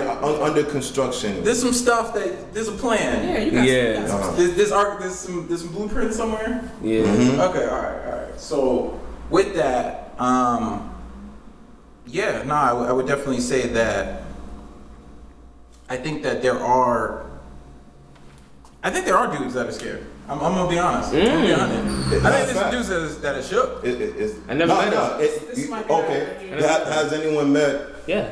Never. I've never met one. Never met one. No. Never. An independent black woman? No. Someone that was shook. Afraid of a woman who's doing her thing 9 to 5, doing her thing. A man afraid of a woman, period. Boom. I haven't met that. Like, I just, yeah. I've met dudes afraid of being in relationships with women like that. Like Yeah. they're like, yo, I can't measure up. Blah blah blah blah blah. Like yo, where's that pride in my generation? Cause niggas will see a woman that's stable and attached to her, bro. Ride her coattails. Facts. Come on, kid. I don't know. Maybe it's a different. No, but I do. I definitely know some people or whatever. I know some people that feel that way or whatever. Like they might meet somebody and they're like, oh damn, yo, she got all this blah blah blah blah blah blah blah. And I've seen it. I've definitely seen it. I've seen people like basically sabotage a perfectly good relationship. You know what I'm saying? I like that. In order to do that. But I've seen it. I've seen him sabotage perfectly good relationship. Like the woman is feeling him, and he's basically like, yo, I don't know, you know what I mean? And then he's just like, all right, let me go do some fuck shit, and then come, you know what I'm saying? And then basically just push her away. Or let me bridge off of that. Or a woman who has her stuff together, and a man is just not ready to, sorry to say it, level up. Do it. Yo, we know women who are ready to level up to the point they give you the formula. To be like, yo, I got all this lined up for you. All you gotta do is show up. And some men just don't show up. So it's just like, what are you doing? Because there's men out here who want a woman who got the whole package to level up. Y'all are killing me. It's like a tag team. To level up, and we're like, what's going on? What's going on? You know what I'm saying? You know, in some cases, I feel as though in this time today, if a man is too independent and a woman isn't as stable, a woman feels more uncomfortable being with an independent man. in many situations like that personally. You know? I didn't been in certain situations like that myself, where I'm a very independent man, and because I'm independent emotionally, financially, spiritually, Emotionally. it makes them feel as though there's no place for them, because there's no place within me to fix or change. You understand what I'm saying? So because I'm so independent, they don't necessarily see a space for me within their lives, because all of the men that they've been used to have been dependent in some way, shape, or form. So, you know what? We're gonna take a quick break. Yes. We're gonna set up poetic silence. We're back. It's Wise of the Sixth Element with hip hop and sociology collides. You know what I'm saying? We're in the building. You feel me? We're in the building. And you know, I wanted to, you know, in the beginning we said, oh, we weren't gonna be able to do the episode with Poetic Silence. Well, I lied. He pulled up. He pulled up virtually. Respect to your Poetic Silence. Poetic Silence, what's going on, my guy? Bless. Peace and greetings to everybody. You know, I'm out here on the job doing this, and you know, the job got kind of crazy, so I wasn't able to, you know, lock in as early as I wanted to. Yo, who Which, pulled your hair, bro? Settled down. Who's good? Don't do that. Who pulled your hair, bro? Medusa, man. My man look like Medusa. Who pulled your hair, bro? What happened, bro? Talk about. I mean, I know you can't talk about it too much, but You know, due to certain HIPAA, you know. Yeah, HIPAA. You can't talk about situations, you know, especially since it's on air. But you know, things got kind of crazy, and you know. yeah, we still here. You feel me? Settle down. You could walk. You know what I mean? Like, I'm alive. I'm Alright. tired, but you bro. know, I'm here. I mean, you know, we're sending all the Sixth Element energy your way. You feel me? I hope you're feeling it out there. I mean, you are in the place to be. This is where hip hop and sociology collage, right? So, yeah, you came out of ideal time, I must say, because we were just talking about the topic of does are black men intimidated by independent black women? You know what I mean? And we wanted to get your perspective on that. You know, raw take.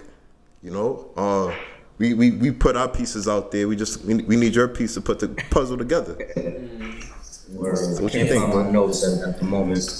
Nah, it's all good, But, you bro. know, just based on that aspect of black men intimidated by independent black women, I don't think so. I think it's an illusion within these women's mind. You know, there are those. No, you know what? I'm not even gonna say that. I'm not even gonna say that because there are those. You know, there are some guys who, you know, don't like the alpha female. They want to be the alpha.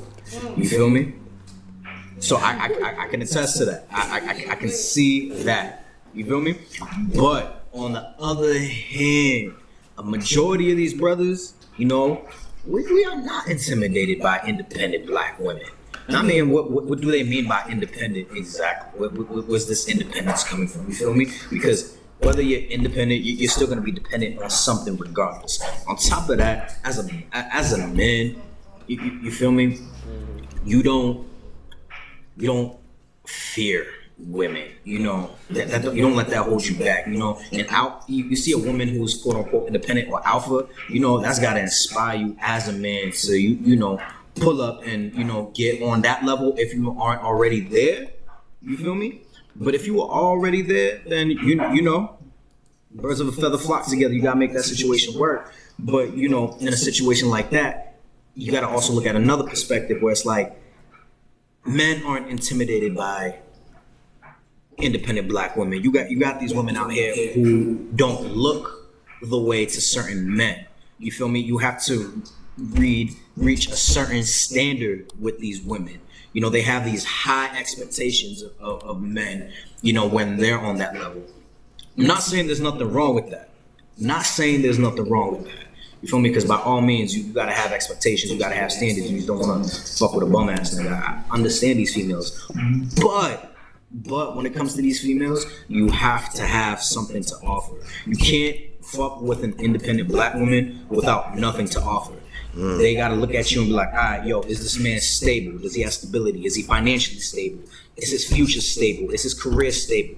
On top of that, yo, ironic as that sounds, it's unorthodox because you can be a nigga who ain't shit, right? You feel me? Who ain't got no money, who ain't got nothing going for him, but you know, If you got the Zozo, you feel me? You applying something to that relationship. So she gonna hold you around. You feel me? She gonna keep you.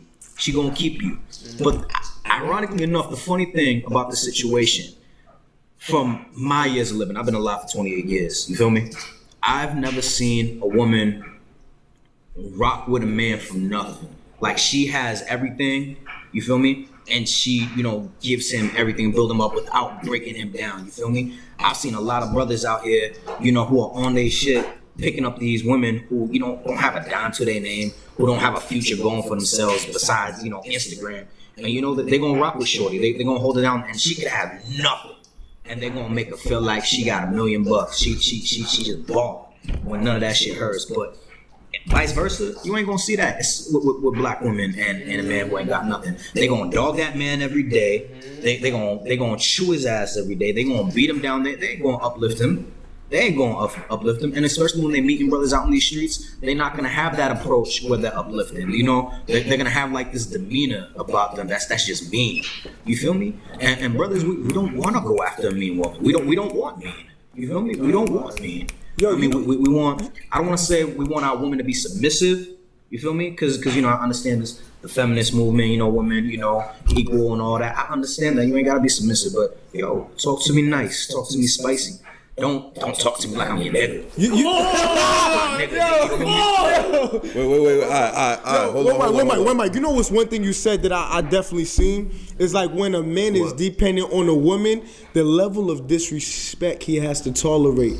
The verbal abuse, when a woman some women get in position of power, I done seen it. They literally break down with their powerful sword-like words, the man, character. You know what I'm saying? Like, when a man is dependent on a woman, I done seen them get disrespected. Their manhood gets trodden. They can't say nothing because they still need some place to sleep. You know what I'm saying? Like, I done seen it. That's why personally for me, I've learned to be an independent man. I will be damned if I'm dependent on a woman as a black man.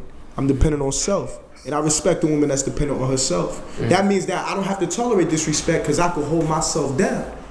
But if I can't depend on me and I'm vibing with a woman who depends on her, and I'm dependent on her in some way, shape, or form, she's going to feel as though she's within her right to disrespect me in any way, shape, or form, solely because of the fact that she doesn't believe I'm gonna leave her because in some way, shape, or form, she's made herself believe that I need her. Whether that's financially, emotionally, spiritually. So men out there, I hope that you understand to be independent. You will get disrespected less. 100%. Now, a lot has been said here, and Well said. I want to hear what you have to think about this independently of everyone else's thoughts, because I think that our own experiences is important to bring to the table. What I will say though, right, that we have a sister here who heard all of this, and she's the only one here. And I want to make sure that you have the floor. Was there anything that was mentioned in the past 5 to 10 minutes that resonated or did not resonate with you? First of all, Future makes my head hurt. That's what you heard? I will say this. This is from personal, and this is from actual research point of views. These are my point of views, and these are also point of views mixed with what I learned.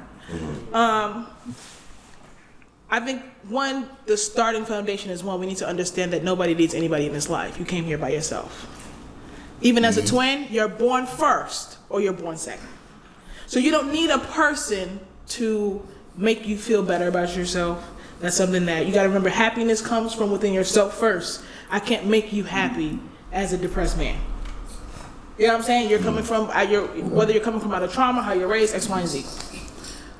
What I will say when it comes to independent black women, now, Will can say whatever he want to say, but I've seen some women out here with some niggas that I be looking at them like, I'm not going to tell you to leave your man, but what does he bring to the table? And I think one thing is that with black women have been stepped on a lot in society. And I'm not just saying black men are stepping on them, I'm talking about the world itself. So when they come to the table, they're like, yo, you better bring something over here. And it better be of substance. And sometimes it comes off as though black women are pushy, or they're rude, or they're always angry, or they always feel like they gotta be in control. It's just that maybe I feel like you're not taking this relationship, or whatever we may call what we have, in a certain direction that's necessary. To survive in the world. I get that a lot of guys feel like, oh, a lot of these women come into these relationships and they don't feel like men don't feel like they're heard, or they feel like a lot of the time, well, the woman always feels like she's in control and she doesn't submit, quote unquote, to her man. She doesn't let her man guide her in certain situations. And I'm telling you right now, if you was a man, your shorty wouldn't have no problem letting you guide her. I'm not gonna let you guide me into the situation that you're in. More than likely in this lifetime, I'm a college student, I'm graduating right back to school to get my master's. I might just get the PhD for fun. Right? With the title Clap it up for it too, because that's no small accomplishment at all. I mean, we're with you. Let's go. With the position that I would want, working for Boston Public Schools, I'd be making 160 racks a year. Try to be like you when I get There's older. a lot of the men that I've talked to or I've been on dates with, they haven't even started the progress to figure out what they want to be, and they older than me. They done been around the block longer than me. You're supposed to teach me something. But as the woman, I always get caught up being the leader. I have to hold the hand, and I have to show you. I'm actually one of the rare black women that will sit with you and ask you what's your plan, and get you there, whether we're together or not. And it's because I see that you need some type of guidance. And I'm not talking to you like, oh, you're a black man and you can't do nothing for yourself type of attitude. A lot of men get that attitude because they becoming smart out the mouth with nothing to offer, with nothing to bring. That's real shit. You see what I'm saying? Yeah. So I can say this. I can say yes. A man can offer emotional support. They can be there emotionally and physically in the home, helping with kids, helping with the relationship. You know, a lot of the dynamics of culture has changed, where a man can be. I've seen men be stay-at-home dads while their wives go out to work, because that's the relationship that they have. That's the understanding that they both have, that you will take care of all this stuff and I will make sure that the bills are paid. I will make sure that all these things are but that's their arrangement.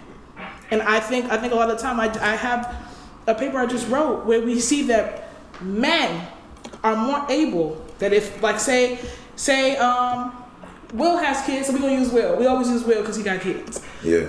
Will has a partner who he has children with. If Will got up tomorrow and said, you know what, I just feel like this ain't the way for me. I just feel like, I've had so much I want to do in life and this is holding me back. Will can leave tomorrow. It's proven that he can leave tomorrow and restart his life somewhere else. And who is left to deal with all the stuff that he left behind? The woman. The woman, yeah. So I'm not saying that you have to fear black women when it comes to the independency. Black women are just used to having to do everything by themselves in certain areas. So when I'm coming at you, I'm not coming at you disrespectfully. Maybe if you would have heard me the first time and respected it the first time, I wouldn't have had to got to the point where you felt disrespected. I see. I think that though there's points and there's reasoning behind why sometimes black women will deal with people a certain way. You see what I'm saying? When I got kids, or I have my kids to feed and things like that, my parents to take care of, I don't want to hear crap about something that's stupid. I just don't.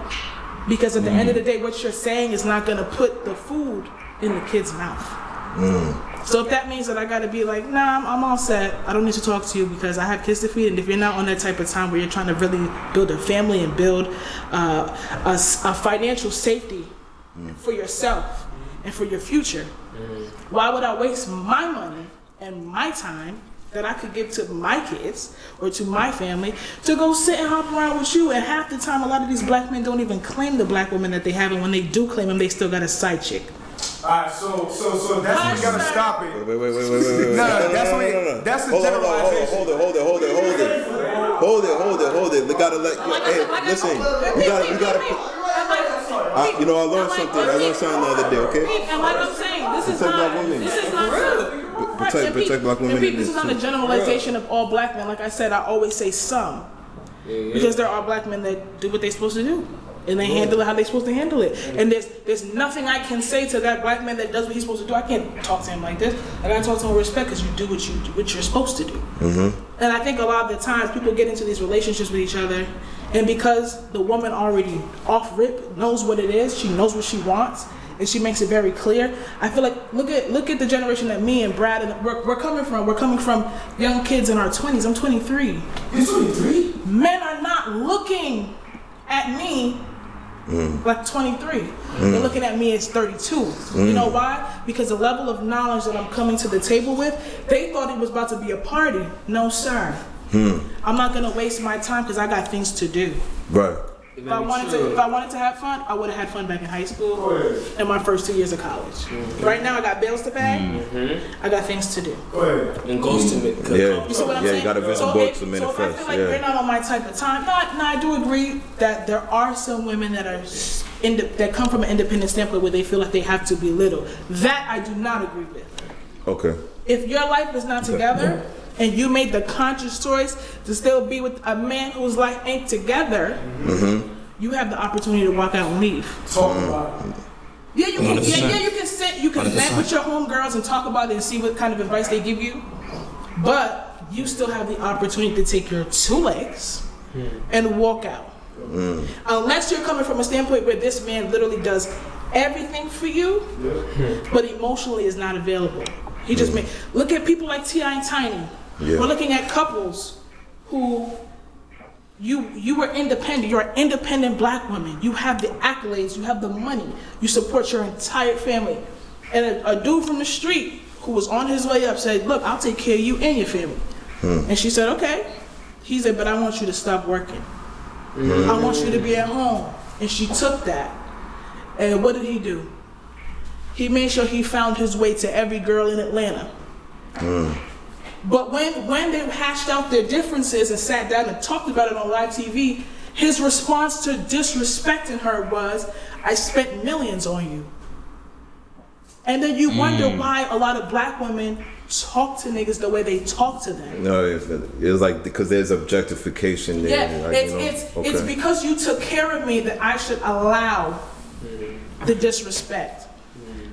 And I think that if that's your mindset, you need to hold an L and have a seat. You need to go read a few books. You need to start understanding your partners, understanding where you're coming from. I'm independent, I do everything for myself. But I also say for my personal life that when I feel that I found the man that I can be like, you know what? He's very smart. He's very intelligent. We can sit down and have real conversations. This is a person I can see my family with. We understand each other. We lean on each other for stuff. That's when I can say, you know what? I can sit back and let him ride the whip. Let him take control because he obviously knows what he's doing. But I'm not gonna do that just because you're a man. And I think people need to get out of that mindset. Sometimes your wife is leading. My grandmother is a leading wife. Yes, my grandfather makes the bread, but who pay the bills? Who sit there on the phone making sure the medication is together? Like, my grandparents are old. My grandma been rocking like that, making sure like everything is taken care of with her kids, her husband. It's like, yeah, you can make the money, but who keeps everything together? Black woman. Black woman. That's what we need. But I completely agree on that aspect. But you know, there's just a couple things, right? Like, for one, I would like to say that it could come at T.I., but when Jada Pinkett Smith sat there and blatantly cheated, it was an entanglement. You know, she was in it. It's called an entanglement. The same energy when women do the same thing. Mind you, women do it more. They just smarter. They don't get caught. No accountability. This is the difference. Women cheat too. When women do it, they so smart they just don't get caught. That's the difference. But human beings, when they're in a situation where they feel as though they're not being valued, but they love the person, they're still attached, they will in some way, shape, or form find it elsewhere. It's just one person does it in a way where it's honest and the other person does it in a way where, you know, guess what?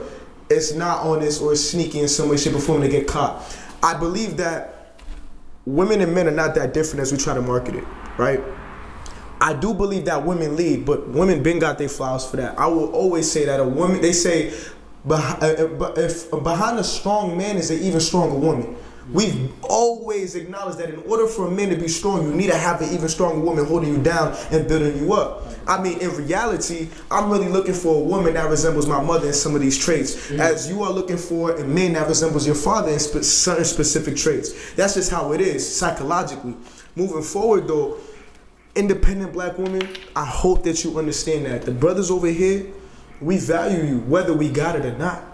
The only thing we do not like is the disrespect when it comes to us depending on you. Like, certain situations as to why black men do not confide in black women, because when we do, that same thing that we confided you in, when you get in your feelings, is what when you get in your feelings, the first thing that you're going to use against us is that as ammunition to hurt our feelings. Because you're not thinking logical, you're thinking off of emotion. So we've learned as men to not be dependent on you so much emotionally, because we're not going to be in any position to allow you to use it as ammunition when you want to hurt our feelings. I'm not saying all women are like that, because there's some women who will never do that. And there's some pussy ass, bitch ass niggas, bitch ass men that will sit here, put hands on a woman. First of all, you get no G points out here, bro. Real talk. You know what I'm saying?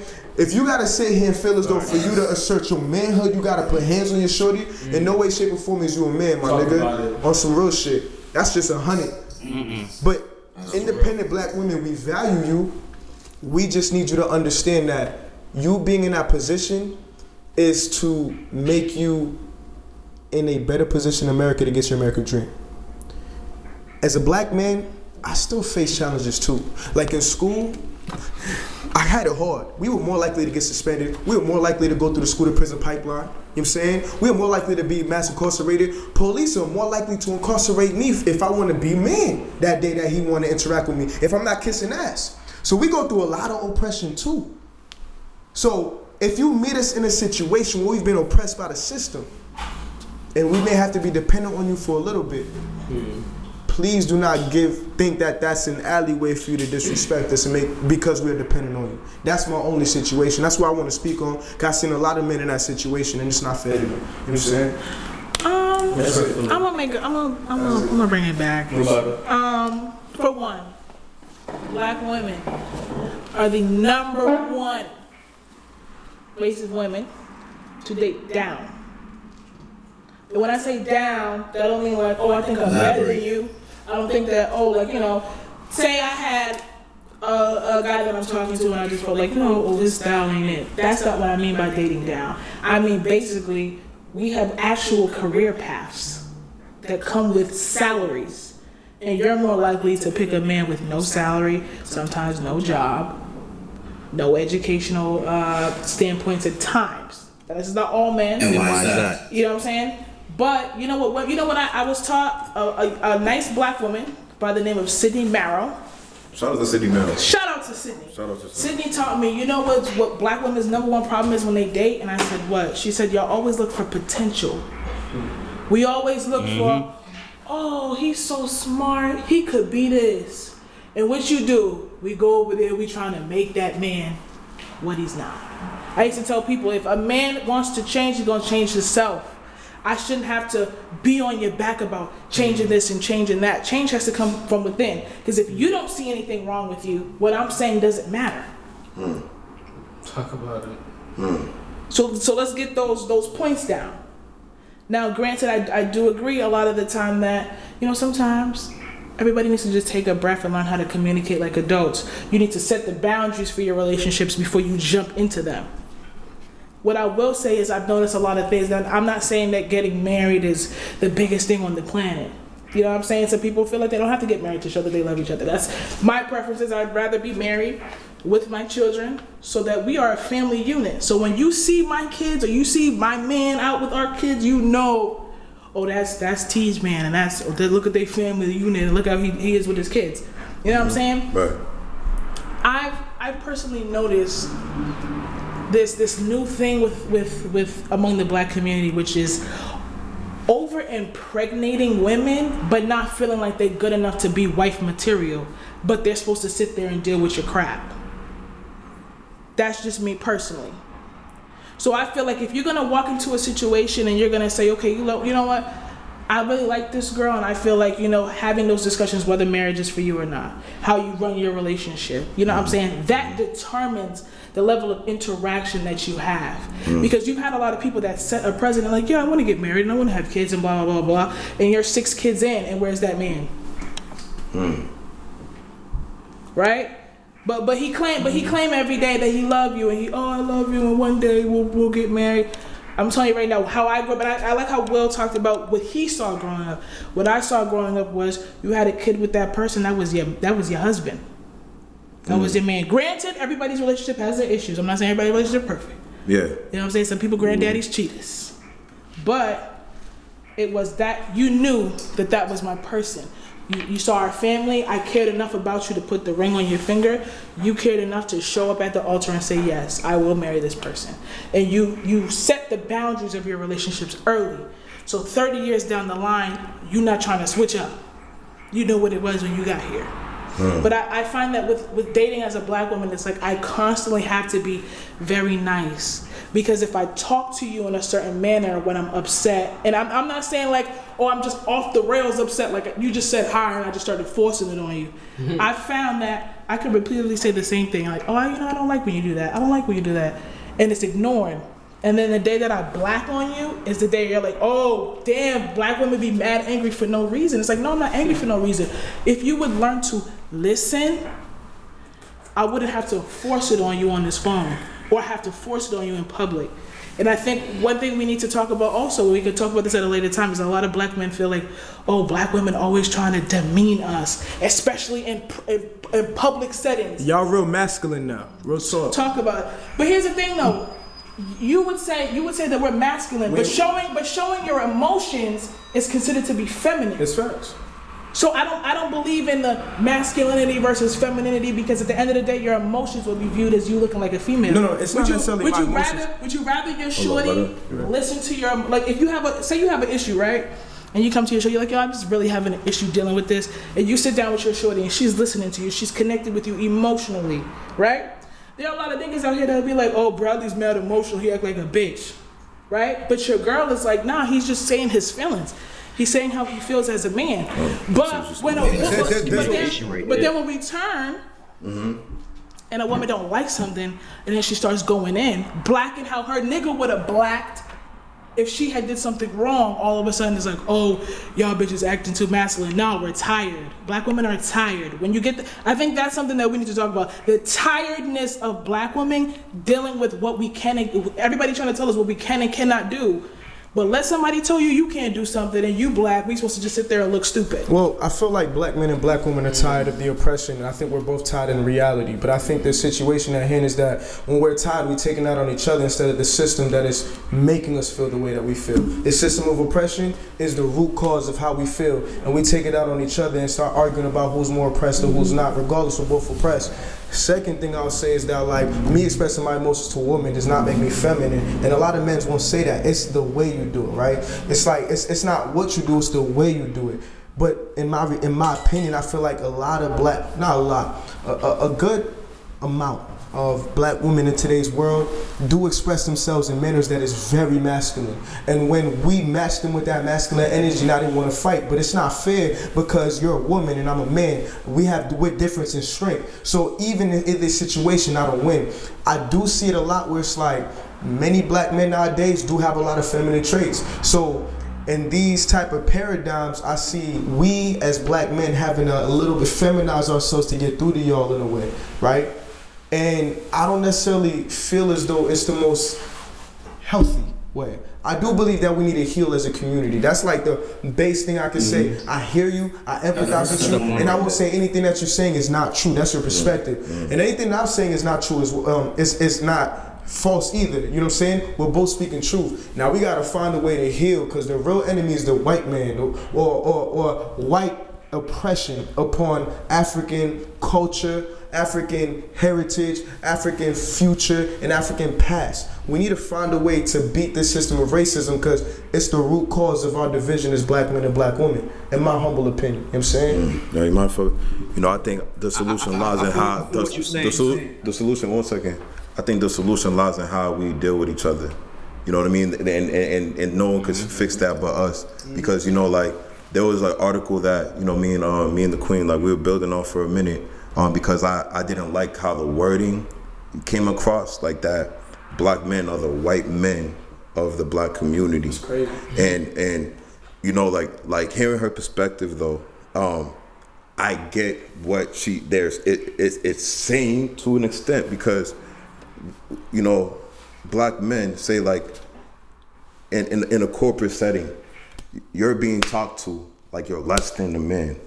You're being treated as less than who you are, like what you believe your value is. So it makes you feel, it gives you a vibe like nah, like, you know what I mean? I feel violated, you know, every single time this person speaks to me the way he does, but I have to deal with it in order to pay the bills. Now it's like a catch-22 situation for some men out there who you know, replicate those like oppressive behaviors in their household when they leave work. You know what I'm saying? So like I want to look at it on both sides as well, right? Like I believe that when women are being dealt with a certain way in the workplace, and there's like black men in that workplace too, and they're silent, they're not standing up for you in those spaces or anything like that, because I'm focused on my bag. Whatever you do is up to you. Like there's like, you know what I mean? It's either me or you type of situation. I feel like those situations bring a lot of toxicity into the households, you know, because it's like there isn't like a protocol to release how this infrastructure, you know, guided your behavior. So when you bring it home with you, verbal abuse comes from that. You know what I mean? Confusion and communicating with one another.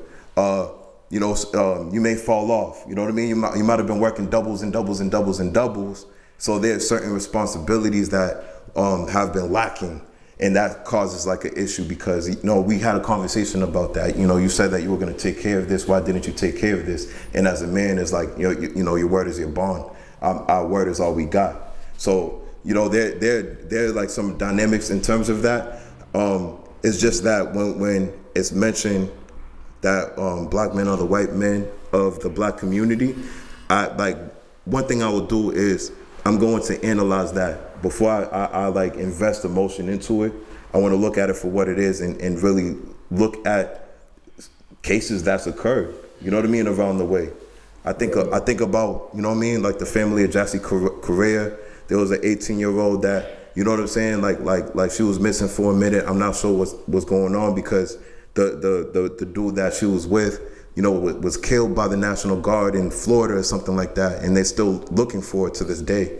You know, so like these are situations that continue to happen. I only spoke on one aspect of, you know, how like things could spiral out of control, but also the relationship with the black man in society and the black woman in society, and how there are different set of issues that we both have to face individually before we come to the middle and work things out. So there's a lot of things that requires critical analysis in our everyday behavior, because like I'm one of the belief that I could do so much better. Like I try to, you know what I mean? Like how can I be a greater man? Because at the same time, I don't want to raise a son who's you know, getting played like a sucker, you know. And I looked at research, and between the ages of 18 and 29,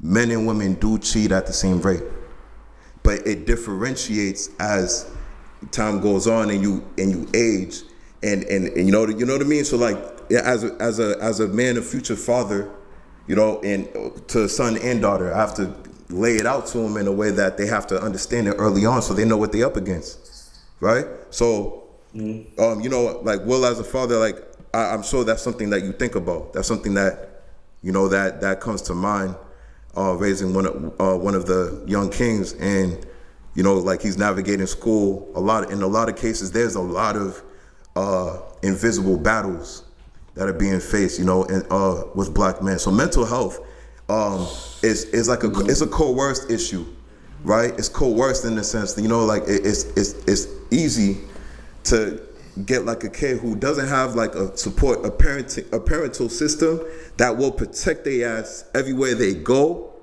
You know what I mean? Like you have ADHD. Yeah. I'm gonna put you on some meds. I'm gonna put you on this. I'm gonna put you on that. So there are different aspects to look at this, and it's not gonna end with this episode. I think this is a healthy dialogue, between young men. I'm a young man myself. Young man, you know what I'm saying? Shut up, we damn near 30. That boy, you is not young no more, bro. No, but at the end of the day, like we have brilliant minds. We have brilliant minds, and we have the will to make choices. Yo, on some real though. Yeah. Like no funny shit. Like on some real shit. Just through this dialogue we had, and hearing everything we discussed, everybody's point of view. Like, we all have traumas we walk around with. Mm-hmm. Black men, black women. From a young age, we're seeing things, going through things, watching our parents go through things, whether relationship-wise, financially-wise, job-wise, grandparents situations, shit like that. And we carry those traumas with us as we get older. And then when we meet people and start forming our own relationships, we tend to wear our traumas on our sleeves. As much as we say we don't, we do. And we end up, giving it off to those people we meet, especially when we get into like an intimate relationship, because we start pulling from past experiences and we start assuming a bunch of different shit. Yeah. Like, oh, if this person's moving like that, I already know what their next move is. My ex was like this, or my mom used to move like this, or my daddy used to move like this, so, X, Y, Z. So you think you already got that person pegged, and that's where that attitude comes in. I feel like what Brad said, it starts with healing.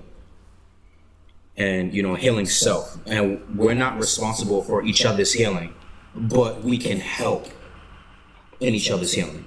When you're in a relationship, you're supposed to water each other like a plant, you feel me? And help each other grow. So, in situations like that with the black man, black woman, there's one thing where we always fail at is communication.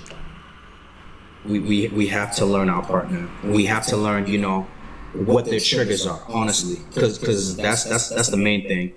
If your body language sets your partner off, watch how you talk, watch how you move your hands, your tone, certain vocabulary, you feel me? And always be direct. Don't beat around the bush and shit. Keep it real and keep it 100. And certain what's the word I'm looking for? Certain fucking assumptions and shit like that would just fade, and you notice that the relationship would begin to mend. And just work better when you're able to process through a conflict or confrontation and then find a solution.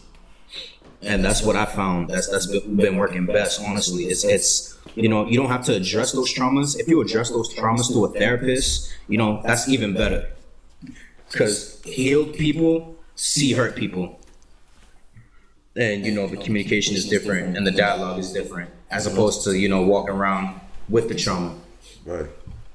So I feel like that's where it starts. Just learning to heal and communicate. Heal and communicate. Yeah. Heal and communicate is a great start. You know what I mean? Let's carry that into our daily dialogues, and what we build. We already doing the work. Let's just look at how we can improve upon how we communicate amongst one another, because when black men and black women fall out, who gets impacted? The black family. You know what I'm saying? And that's what a lot of the conversations have been around, and getting us back to a place of being powerful. You know what I mean? Being proudful that you're a black man, and being proudful that you're a black woman, and coexisting in the same space as we continue to heal each other's wounds. You know what I'm saying? So I appreciate that poetic silence, man. Poetic silence. We're about to wrap this up, family. Is there anything else you want to say, bro? Yes. Let me do a food for thought. Go ahead, bro. Yeah. Finish that off with a food for thought. Let's go. Let me pull it up. I don't remember by heart, but there was a joint I wrote. Just when dealing with people. If you give me a second, I can find it. I got like mad of them written in my phone. Pete, this is just relationship wise, just based on what we talk about. Yeah. Just want to separate yourself. So in life we all come into contact with someone who we see potential in. We spend our valuable time with them trying to build and mix energies in hopes of someday building an empire with them. We do all that we can to inspire them, to blossom them into greatness. But if the other person isn't doing the same for you, then you're essentially wasting your time. If you always do for them, but it's never in return naturally, then it isn't worth it. If you are nothing but positive and they are always negative towards you, then remove yourself from the situation. In a relationship, both are supposed to build each other up and keep the drive for success going. But when the relationship mainly consists of negative notations and disagreements, then it's time to go.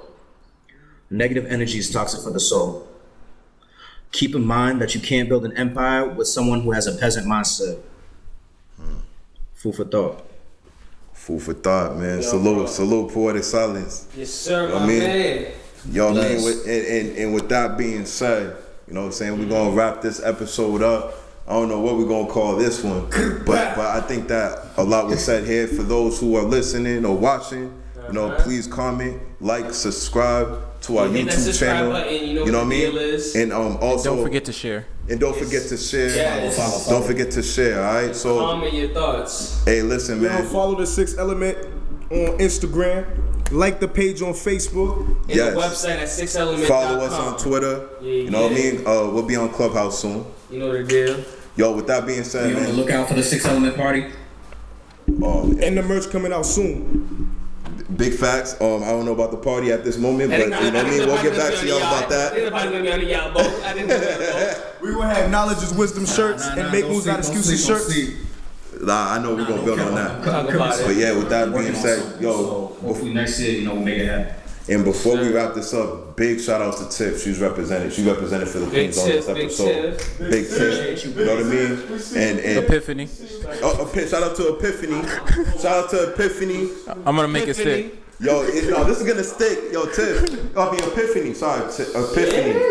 We're gonna make it That's stick. a new name, Epiphany. Anyway, we out. Yo, Wives of the Sixth Element, where hip hop and sociology collide.